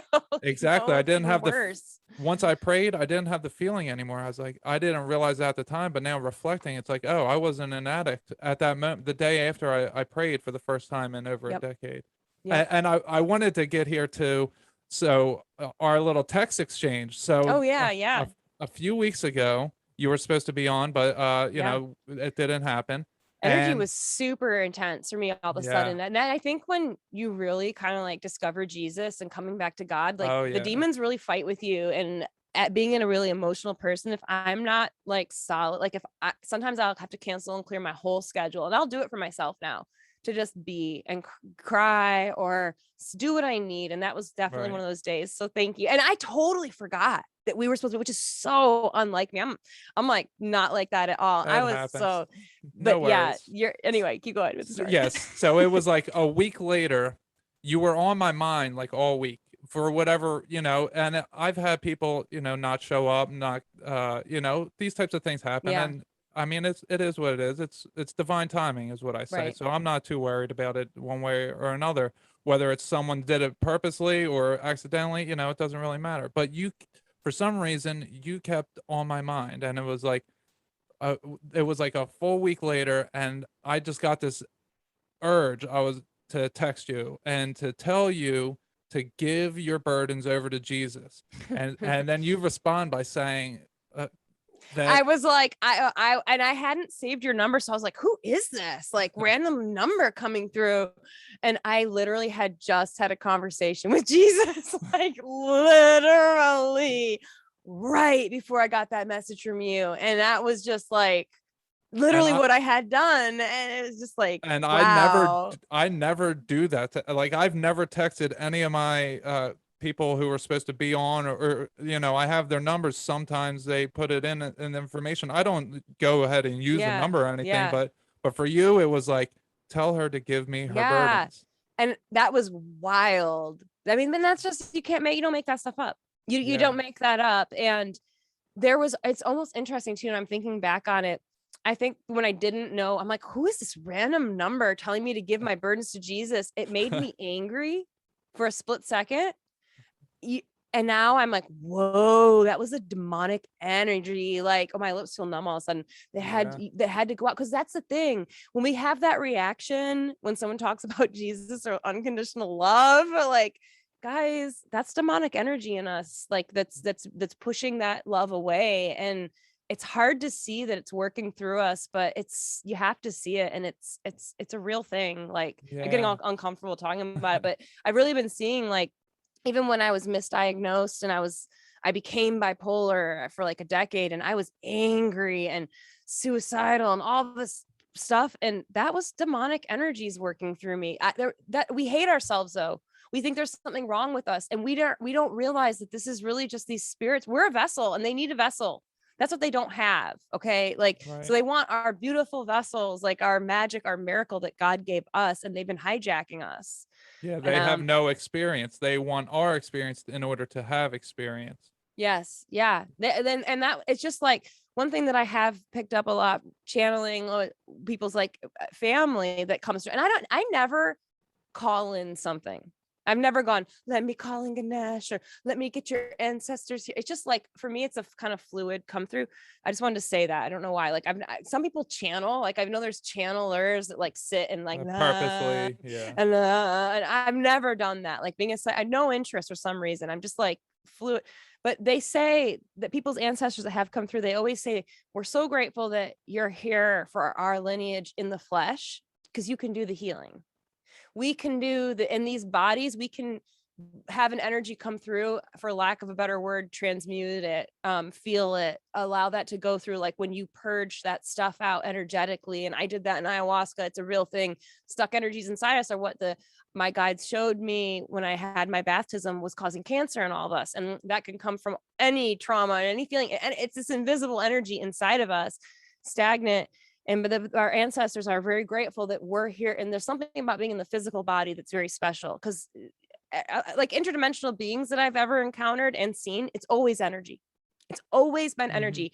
It's a lot. I mean, I don't know if there's shapeshifters here or what, or I don't know what's what, right? But I think the shapeshifter is the energy, because it can shift into their energy form to then be transferred into consciousness. Thank you. I just got a whole quantum vision when you said that. And thank you. Awesome. You helped. You just helped explain that to me in the quantum field. Thank you. That was cool. That was welcome. cool. Yeah. I just received it. You know, when you get like you ever just get like a ton of information, like I just got like a ton of information. Yeah. And I also saw how good friends we are beyond this world, which is really cool. Yeah. I just saw that. What I saw was another version of you was like almost like showing me all this stuff when you said that, about how that I saw visuals of the energy going in the body and how it came through the eyes, and they were showing me, and you were explaining me. Another version of you was explaining this, like, in a really deep level. This is really wild. Accidental channeling. Sorry. No, it's fine. It just happens. We can't really turn it off. It just happens to us. And what you were saying about the whole reason why I came to Jesus was I realized at some point, I reflected on myself, like, why am I triggered by the name Jesus? And I thought to myself, I was like, who would be triggered by the name of Jesus? I was like, oh, demons. Demons would be afraid of Jesus. I was like, so I need to go into that. I need to get away from these demons. But what you were just saying right there, that we're friends out of here, I never got anything like that. I always had the thought, well, not always, but as soon as I heard you, I was like, we have so many things in common. And every time that I connect with somebody that I have a ton of things in common with, I'm like, somehow they are a different version of me, or we are supposed to meet up, that we're doing what we're doing in our sections. And then when we meet up, it's going to be something big. And today, we weren't able to meet up a few weeks ago when we were, and then today we are, which is, we're both in a different space, and mentally, emotionally, physically, spiritually. And now the timing is right for us to meet. And I think that this is going to have a big effect on not just us, but on the entire universe, because as above, so below, it's just happening on so many different scales that that I think that you and I probably are. You mentioned the Orion Council earlier, which I the other day I got that I'm part of the Divine Council, whatever that is, and I just I'm a got Lyran. chills. Yeah, I just gotta so wash. Yep. but I love that when it's nice, soft, right down the spine. Yeah, you're super Lyran. Yeah. Yeah. Yeah, so and that's what And it's a Jesus is, real a thing. Lyran. Oh, really? Yeah, the lion beings, Jesus, Zeus, they're from I'm Jupiter. getting the chills. Yeah. Yeah. Then the colors are good confirmations. Yeah. Wow. Yeah. Interesting that I brought up the Orion Council. Like, I don't always tell people because I don't Yeah. know what people are going to think, because I know there's a lot of darkness that's come out of the Orion area too.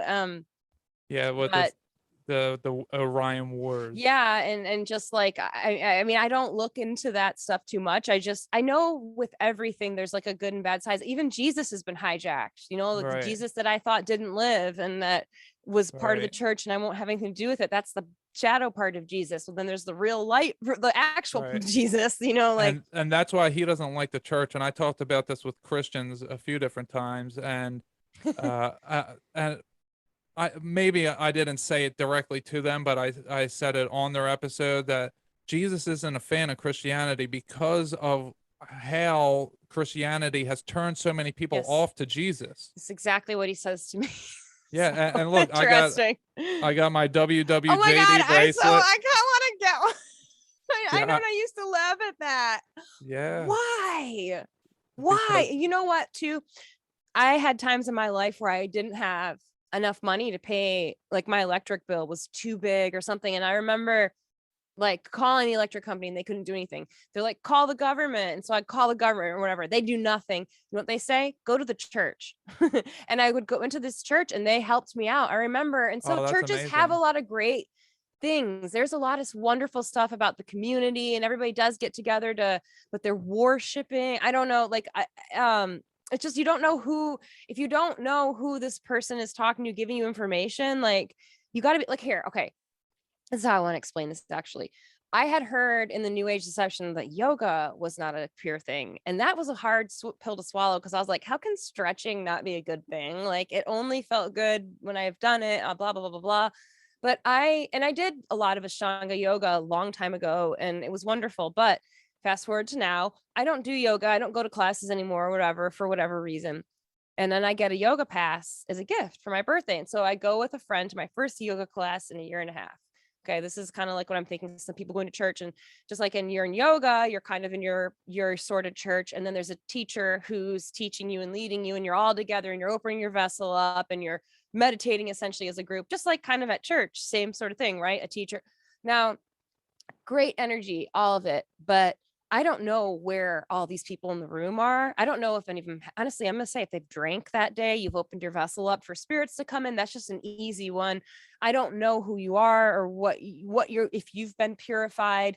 The teacher starts talking about the moons and all this stuff, and bless her heart. I just was like, okay, whatever. This feels weird, but I'm just going to do the yoga class. That night, first time in like a year, I had nightmares for 3 hours. Okay. This was last week. 3 hours, woke Wow. up in cold sweats multiple times. The next 2 days, I had suicide ideation. I did, flashed in my head, and I was Wow. very depressed, and for no reason. Nothing had changed in my life. Everything's great. I'm blessed and grateful. But these feelings were real. And I had a conversation with God, and I was like, he said, and before I could even ask, he goes, I had to show you. And you open your vessel up when you're with people like that.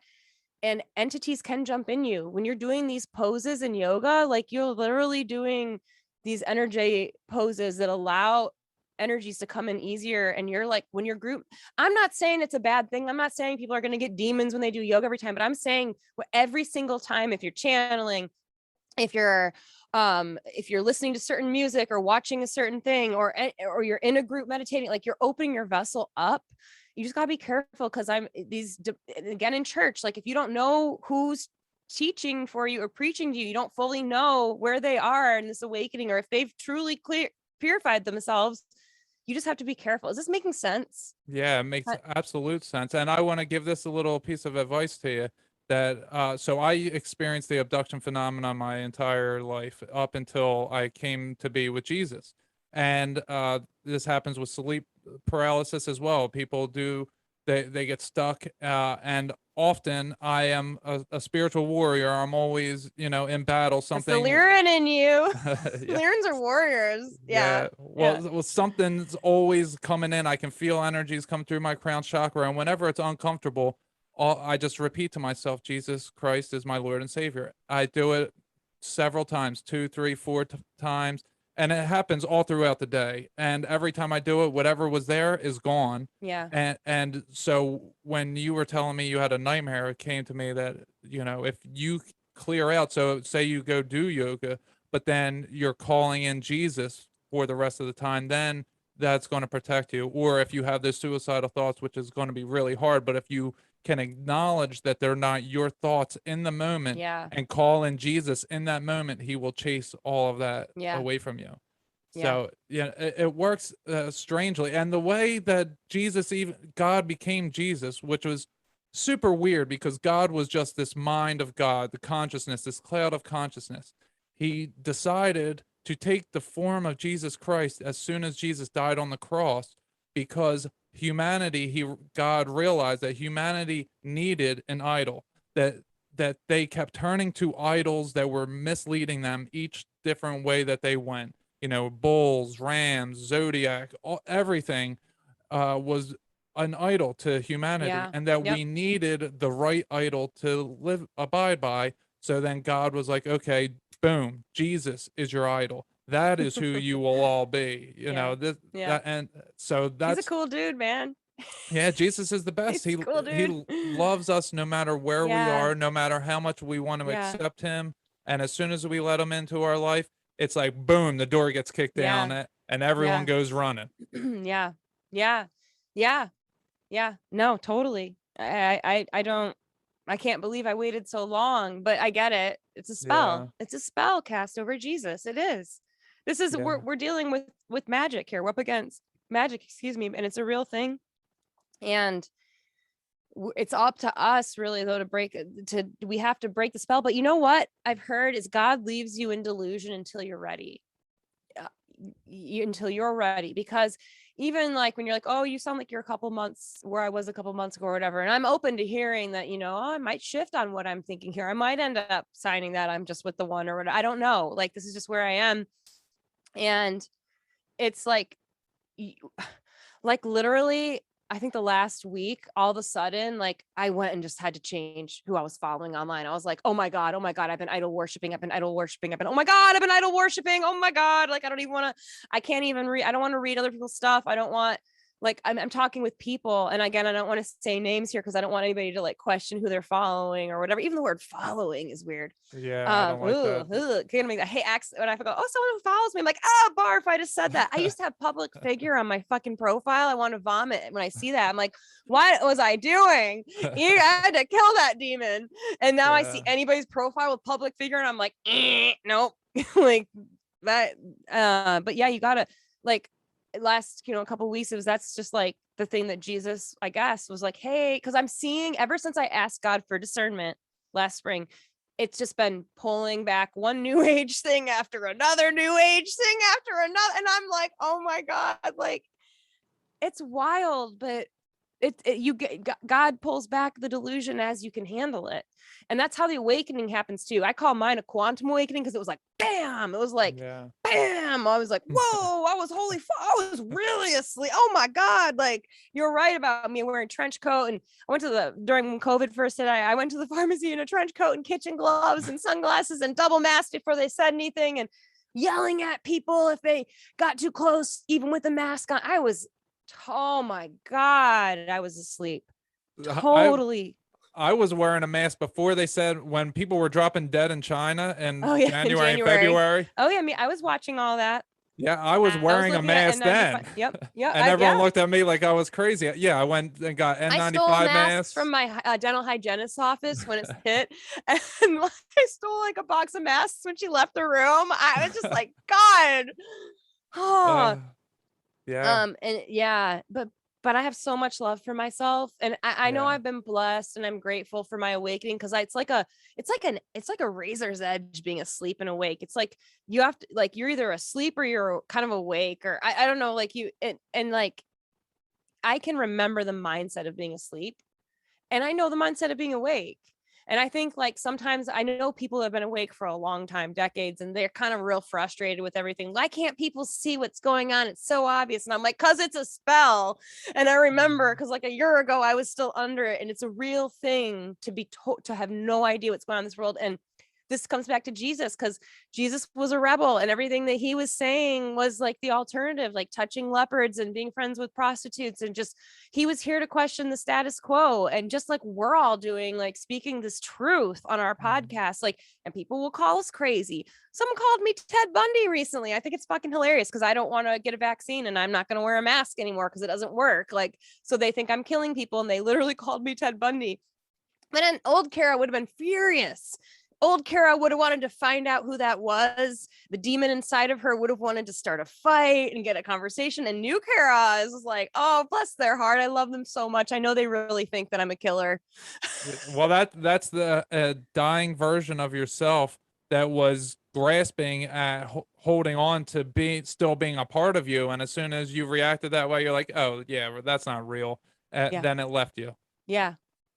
That's how God shows us what is going on in our mind, by showing us, by bringing people into our field that act the way we don't like. And God's like, yeah, that's you, you're acting that way, just not in this moment. And people don't see it that way. No, you're so right. And that's like, that's exactly how it happens. We have to see what doesn't work for us, and then we have to experience. That's why it's like, you don't just wake up and you're perfect. You don't just like come to Jesus and you're perfect. Like, you're then shown what doesn't work in your life. I guess this might be part of repenting, right? Take a look at what's not working and actually see it, so you can shift and change and be a good person and not continue to repeat but you have to feel it, and it's not fun.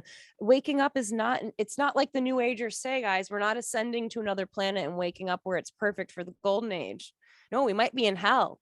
We might be just collecting our warriors and picking teams, I guess. I hate that, but I think that we kind of, our body, we might be leaving our bodies in some sense. Right. I have so many different thoughts about it, and I'm just open to all the possibilities that maybe it'll be a solar flash will happen and it will kill us all instantly, and our bodies will just fall down, but we'll all still be in our spirit form, just looking at each other like, what just happened? It's a real thing. I've left my body. I've been in the spirit form, like in this life. It's a real thing, and it's okay. It's nothing to be afraid of, you guys. Like, none of it. We're not to fear any of this. Like, we won't ever lose ourselves. That's one thing. I have done a lot of psychedelics. I've really gone out of my body in that way, and we never lose ourselves.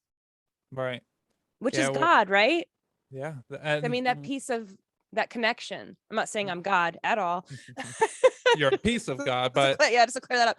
That I never had. Thank God. The New Age never had me thinking I was God. Like, I have heard that that's a path that some people go down, where they think they are everything. Yeah. And that's scary. Why would you want that role? No, thanks. Well, so when you get to that and people talk about manifestation, I hate manifestation. The word when you said it earlier, vomit, honestly. I never got into it, because I was like, oh, really? If you could manifest anything, then why are you in the situation you're in? Why aren't you like the best person in the world if you could just manifest already? Yeah. If you It's because we're not God. We can't manifest. We can only bring into existence what we align with. Good people, and it has to be part of our process. If God allows it, then he'll be like, okay, I'll throw him a bone here. Like, he's asking for this. It's basically a prayer is what it is. And people think that they can just do it with crystals and all that stuff. And write it down in your gratitude journal or whatever. And I love what you just said. You would already have had it if you could manifest it. And it's got and when you break down the etymology, it really helps make things make sense. It's got the word man in it.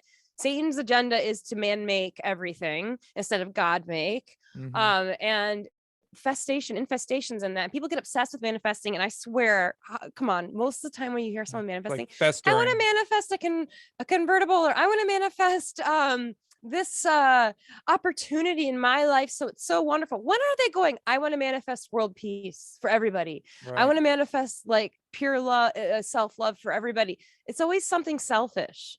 Yeah, always. And when somebody does, someone will do something that that comes along in the next few days or few weeks, and then they think they're the ones doing it. It's like, well, you Look what I aligned manifested. yourself.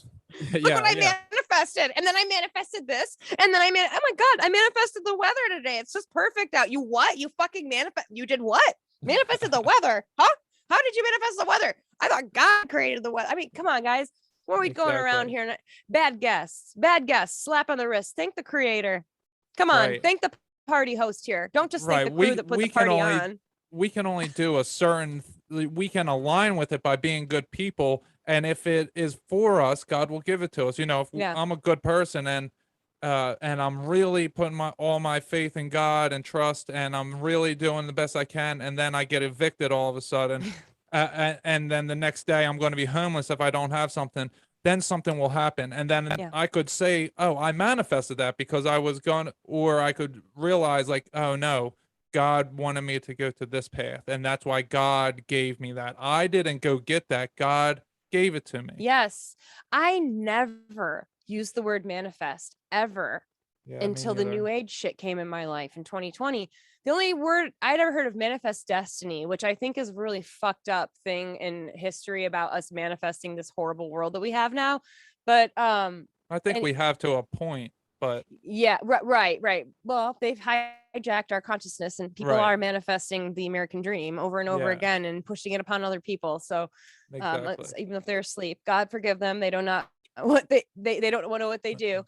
Right. But yeah, I just this like I never like went around trying to manifest things, and like I sure as fuck in my darkest hours didn't just do a 369 manifestation. I went to God. Yeah. That's just what I did. And so, yeah, I don't know what the fucking, I'm not here to say I know the fucking truth. Though I feel though I've really been there with God all the time and that I'm directly with him. But I'm just saying in my darkest hour, I didn't try manifesting my way out of it. I asked God for what I needed. Yeah, exactly. And that's all we really Yeah. can do. We have to figure out, we get stuck in these karmic cycles of, say, someone keeps parking behind my car and I can't get out, and I just keep avoiding the situation instead of, and I'll drive around them instead of asking them to move because I'm Yeah. afraid of confrontation, because I'm afraid that I'm going to freak out or they're going to freak out. And then it's like, well, that's going to keep happening until you are properly addressing the situation. So there are karmic cycles like that happen that you get stuck in, and it's God's way of showing you, you're going to keep avoiding it. You're going to keep avoiding it. Oh, you finally addressed it. Okay, now it's gone out of your Yeah. life, and Yep. you quote unquote manifest it by doing what is the human thing to do, the best human thing to do. And that's what brings me to my bracelet, the WWJD. What would Jesus do? That's the answer to every situation you're in. How would Jesus handle it? Right? Seriously. No, I know. How would Jesus, unconditional love. And that's what's better than the true. And I believe that what society kind of thinks unconditional love is a fucking lie. I think that's Yeah. one of the things we think, because it's not unconditional love when you turn away from somebody, or you like, it just like, it's not unconditional love when like you see somebody have an awakening and then it's a different point of view from you and you don't just still love them even though they disagree. That's not unconditional love. You can't just say, well, I still love you, but I can't have you in my life. It's like not unconditional love, but unconditional love is fully accepting everybody, like Mhm. truly loving them for their individuality and who they are. And yeah, I think that's been misrepresented to us. Yeah, and it's not enabling. I was a drug addict for a while, and unconditional love isn't if I go to my parents and say, I'm not saying this happened to me, but if I say, can I have $20 because I need to go get high, that's not unconditional love, giving into the demon that's running your child. No. Yeah, Unconditional you love is need to saying love no. them, but yes, exactly. That's the strongest. Yeah. Right. You have to use your discernment. And the only way we can do that is by getting in contact with God, as you've been saying. It all has to come from God, basically. Yeah. Yeah. Yeah. This is everything is God. I feel like, like just everything, the shirt, like this was created by God, all of this, like the creator, obviously, like none of this would exist otherwise. And that's just how I feel. And Yeah. I that's so, let's just go straight to the OG here, the original gangster, God. Yeah. The original God. He'll send the dude for you and maybe hand you a joint and you guys will become friends, the dude being Jesus.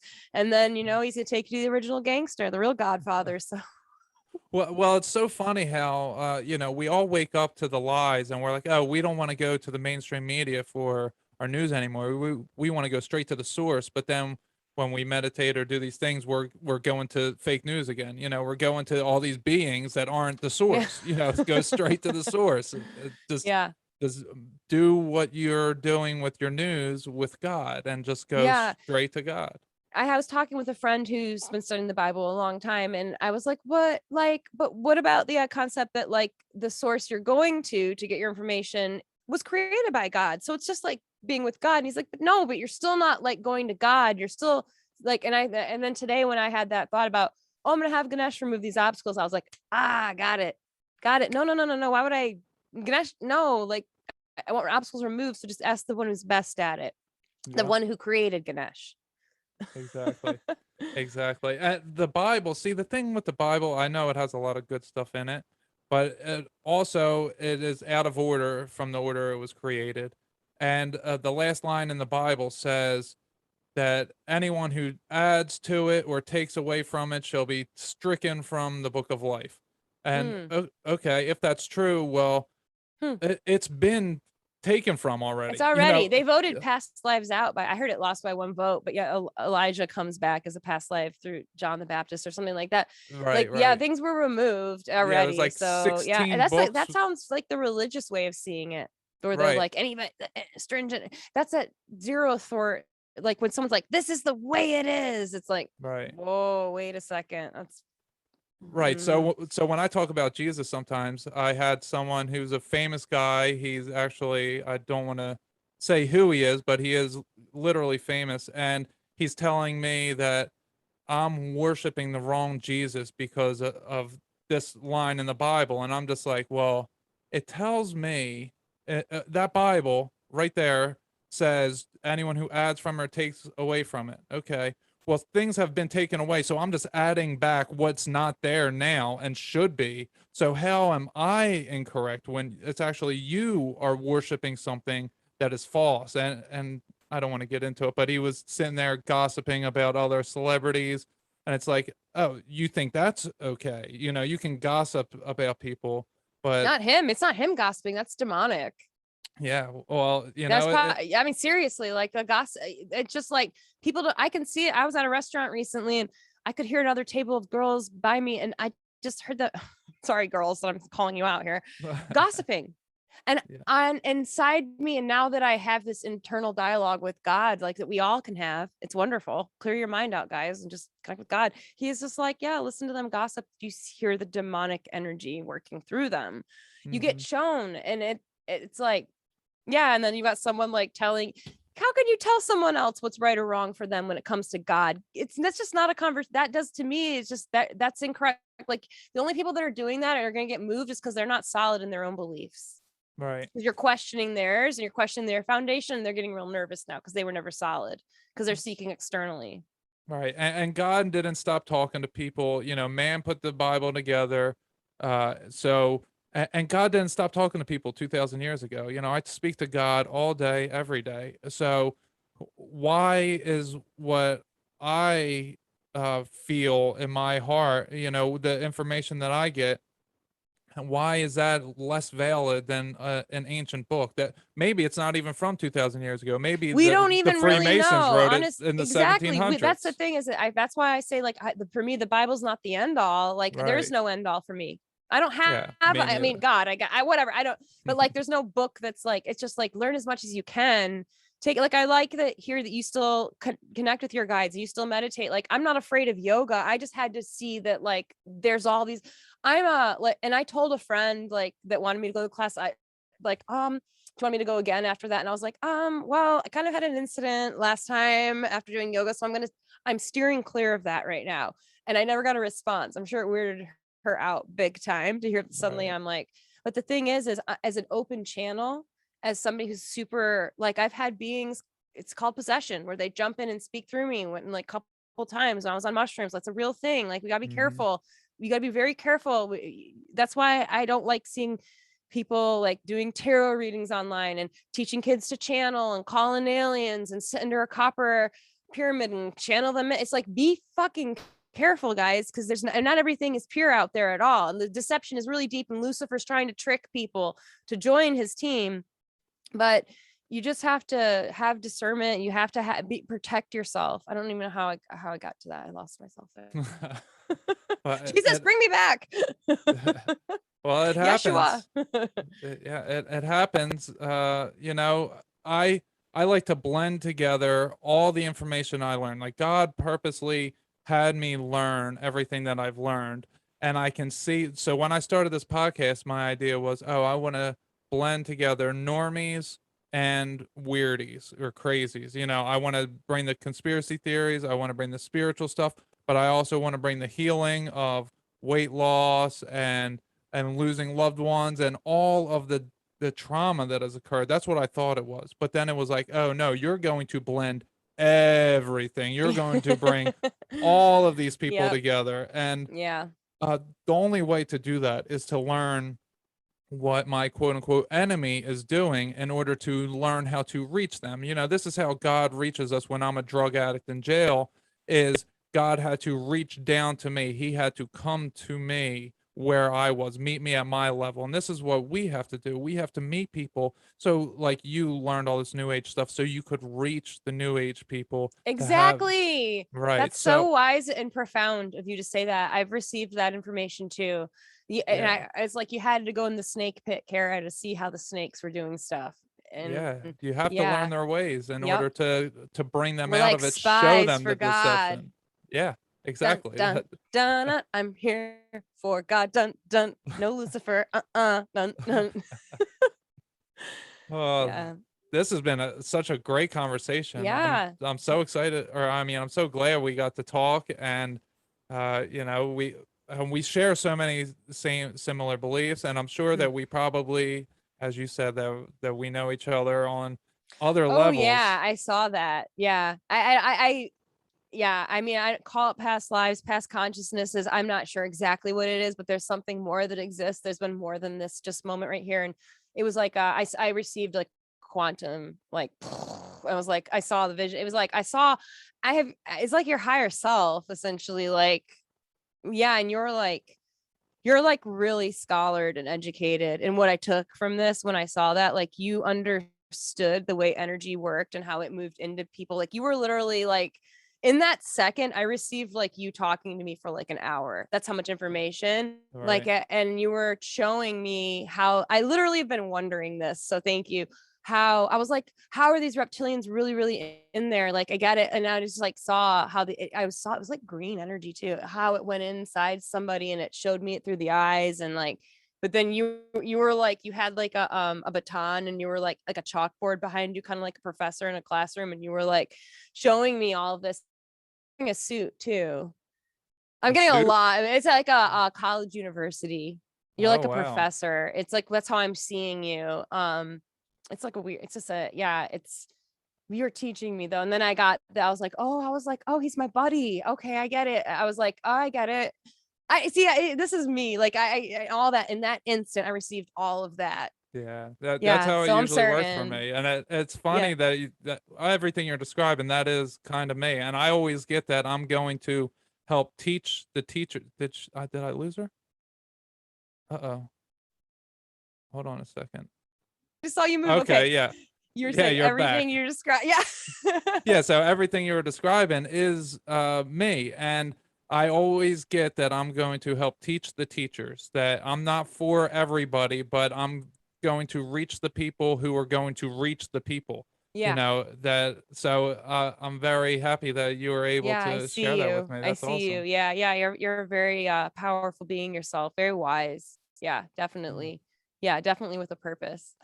Thank you. Yes, Yeah, no, thank you. and And you're I'm fulfilling realizing my it. purpose. You're Yeah. fulfilling it. And I'm sorry. I just really want to just get this wave. I just got that you've been through a lot. I feel that. I want to cry. Oh, like it's just one of my when I channel or I connect to people, I feel in my body their pain, and yours is deep. You went through a lot, and I'm just so proud of you for getting through that. Like that's just coming through. Like there is just like it's wow. And the thought that you can reach people that have been to prison too, that have gone on that path, just like I just want to put two hands on my heart on that, because that's so beautiful, and that you chose to go down that path, just like we were just saying about me when we go into the snake pit to see it. Like now Mhm. you can help those people, and there's so many people in that way that you will help, and you are helping, and it's just wonderful. It's so good to connect with real people like you, and you took the chance and texted me that day to remove my burdens to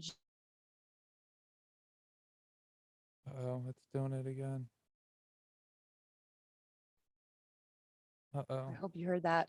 No, I didn't. Okay. It said I texted you about Jesus, and then it cut out. Oh yeah, yeah. Oh no, it Oh cut no. out again. Oh man. Satan is not happy about this In the conversation. it's a crazy day. It cut out again. Yeah, I feel like I wouldn't even say like maybe the internet's going to cut out altogether with Yeah. Instagram and all that being down. We've all been waiting for a reset of some kind of electrical reset, and let it happen if it needs to, because we got God on our sides, and that's what we need to get through anything. Yeah, that is. And I want to thank you for all those kind words. A lot of times we go through our stuff and we don't realize the impact it's going to have on the entire world until we get to the level that it's like, oh, I can impact the world through my experience. I Yeah. learned all these things, and now I can help all those people out of it. And it's funny, you've been talking about Lucifer, and I don't think that I was Lucifer, but I think I was part of that rebellion. Mm-hmm. I was a big part of it, actually. Are you a And fallen angel? yeah, and Mhm. when at the end of Lucifer, so season 6 came out. So Mimi and I watched it because there are so many parallels I with have a friend who's our watching it lives. too that says there's a lot of info in there to learn Yeah, about. there's a lot of info. Yeah, and there's so many parallels with Lucifer and myself, and it's so funny at the end. He becomes he has the opportunity to become God, and he turns it down. Because he doesn't want to be God. He wants his brother is better at being God than he is, which is then what I've come to realize, that Jesus is much better at being God than I could be. And you know what he becomes? Huh. A therapist to release all the souls from hell to bring them to heaven. Wow. And I have here my business card that I got months ago before the thing came out, and it says therapeutic conversationalist, because that's what I'm here to do. I'm here to release Yeah. all the souls from hell, which we're in, Yeah. and take them up to heaven. So it's just the parallels in it is so funny. That is crazy. You don't make that. You It can't make is. that stuff up. And there's no You can't. coincidences. So God speaks Right. to us when we're ready to hear. That's exactly right. Man, this was such a good conversation. Do you have anything you want to leave our audience with? My book Here Comes Trouble is coming out. I'd give you a date, but I've been wrong so many times because I keep waking up. I keep having more, and so I write more stuff. Like I have a chapter on God now that I just wrote a few weeks ago. Yeah. But I would imagine the book will be out in a couple weeks here. Here Comes Trouble. Find me on Instagram if it comes back up. I'm Here Comes Trouble with a little XO at the end. Or check out my podcast, Let's Be Friends. We're talking about all this stuff, same stuff. We're all friends. Thank you for having me. This has been a pleasure. And thank you, Mimi, for being here too. Oh, thank you. Yeah, thank you for coming on. This was one of my favorite conversations, and I can't wait to put this out to the public and have them all experience the love and happiness that you bring. You're very emotional, and you went through all the emotions in this I conversation. know I cried multiple times. I do have that Good, effect that's on good. people. Yeah. Yeah. And you're already The emotional. the release, yeah. It's just part of the purification process, right? It's a journey. Yes, yes, it Purification is. journey. Yeah, this is my session today with God. Yeah, for sure. Yeah, so thank you so much. This was a really powerful conversation, and I'm looking forward to, I'm so glad I made a new friend, and I'm looking forward to more conversations with you in the future. Reconnected with an old friend. Yeah, Yeah. that's a great way to put it. Yeah. Love you. Love Mimi. And I'm sending love to everyone listening right now. You are loved. Yes, you are. Okay, so we will stop the recording now. Goodbye, audience. We will talk to you all later. Bye. Bye.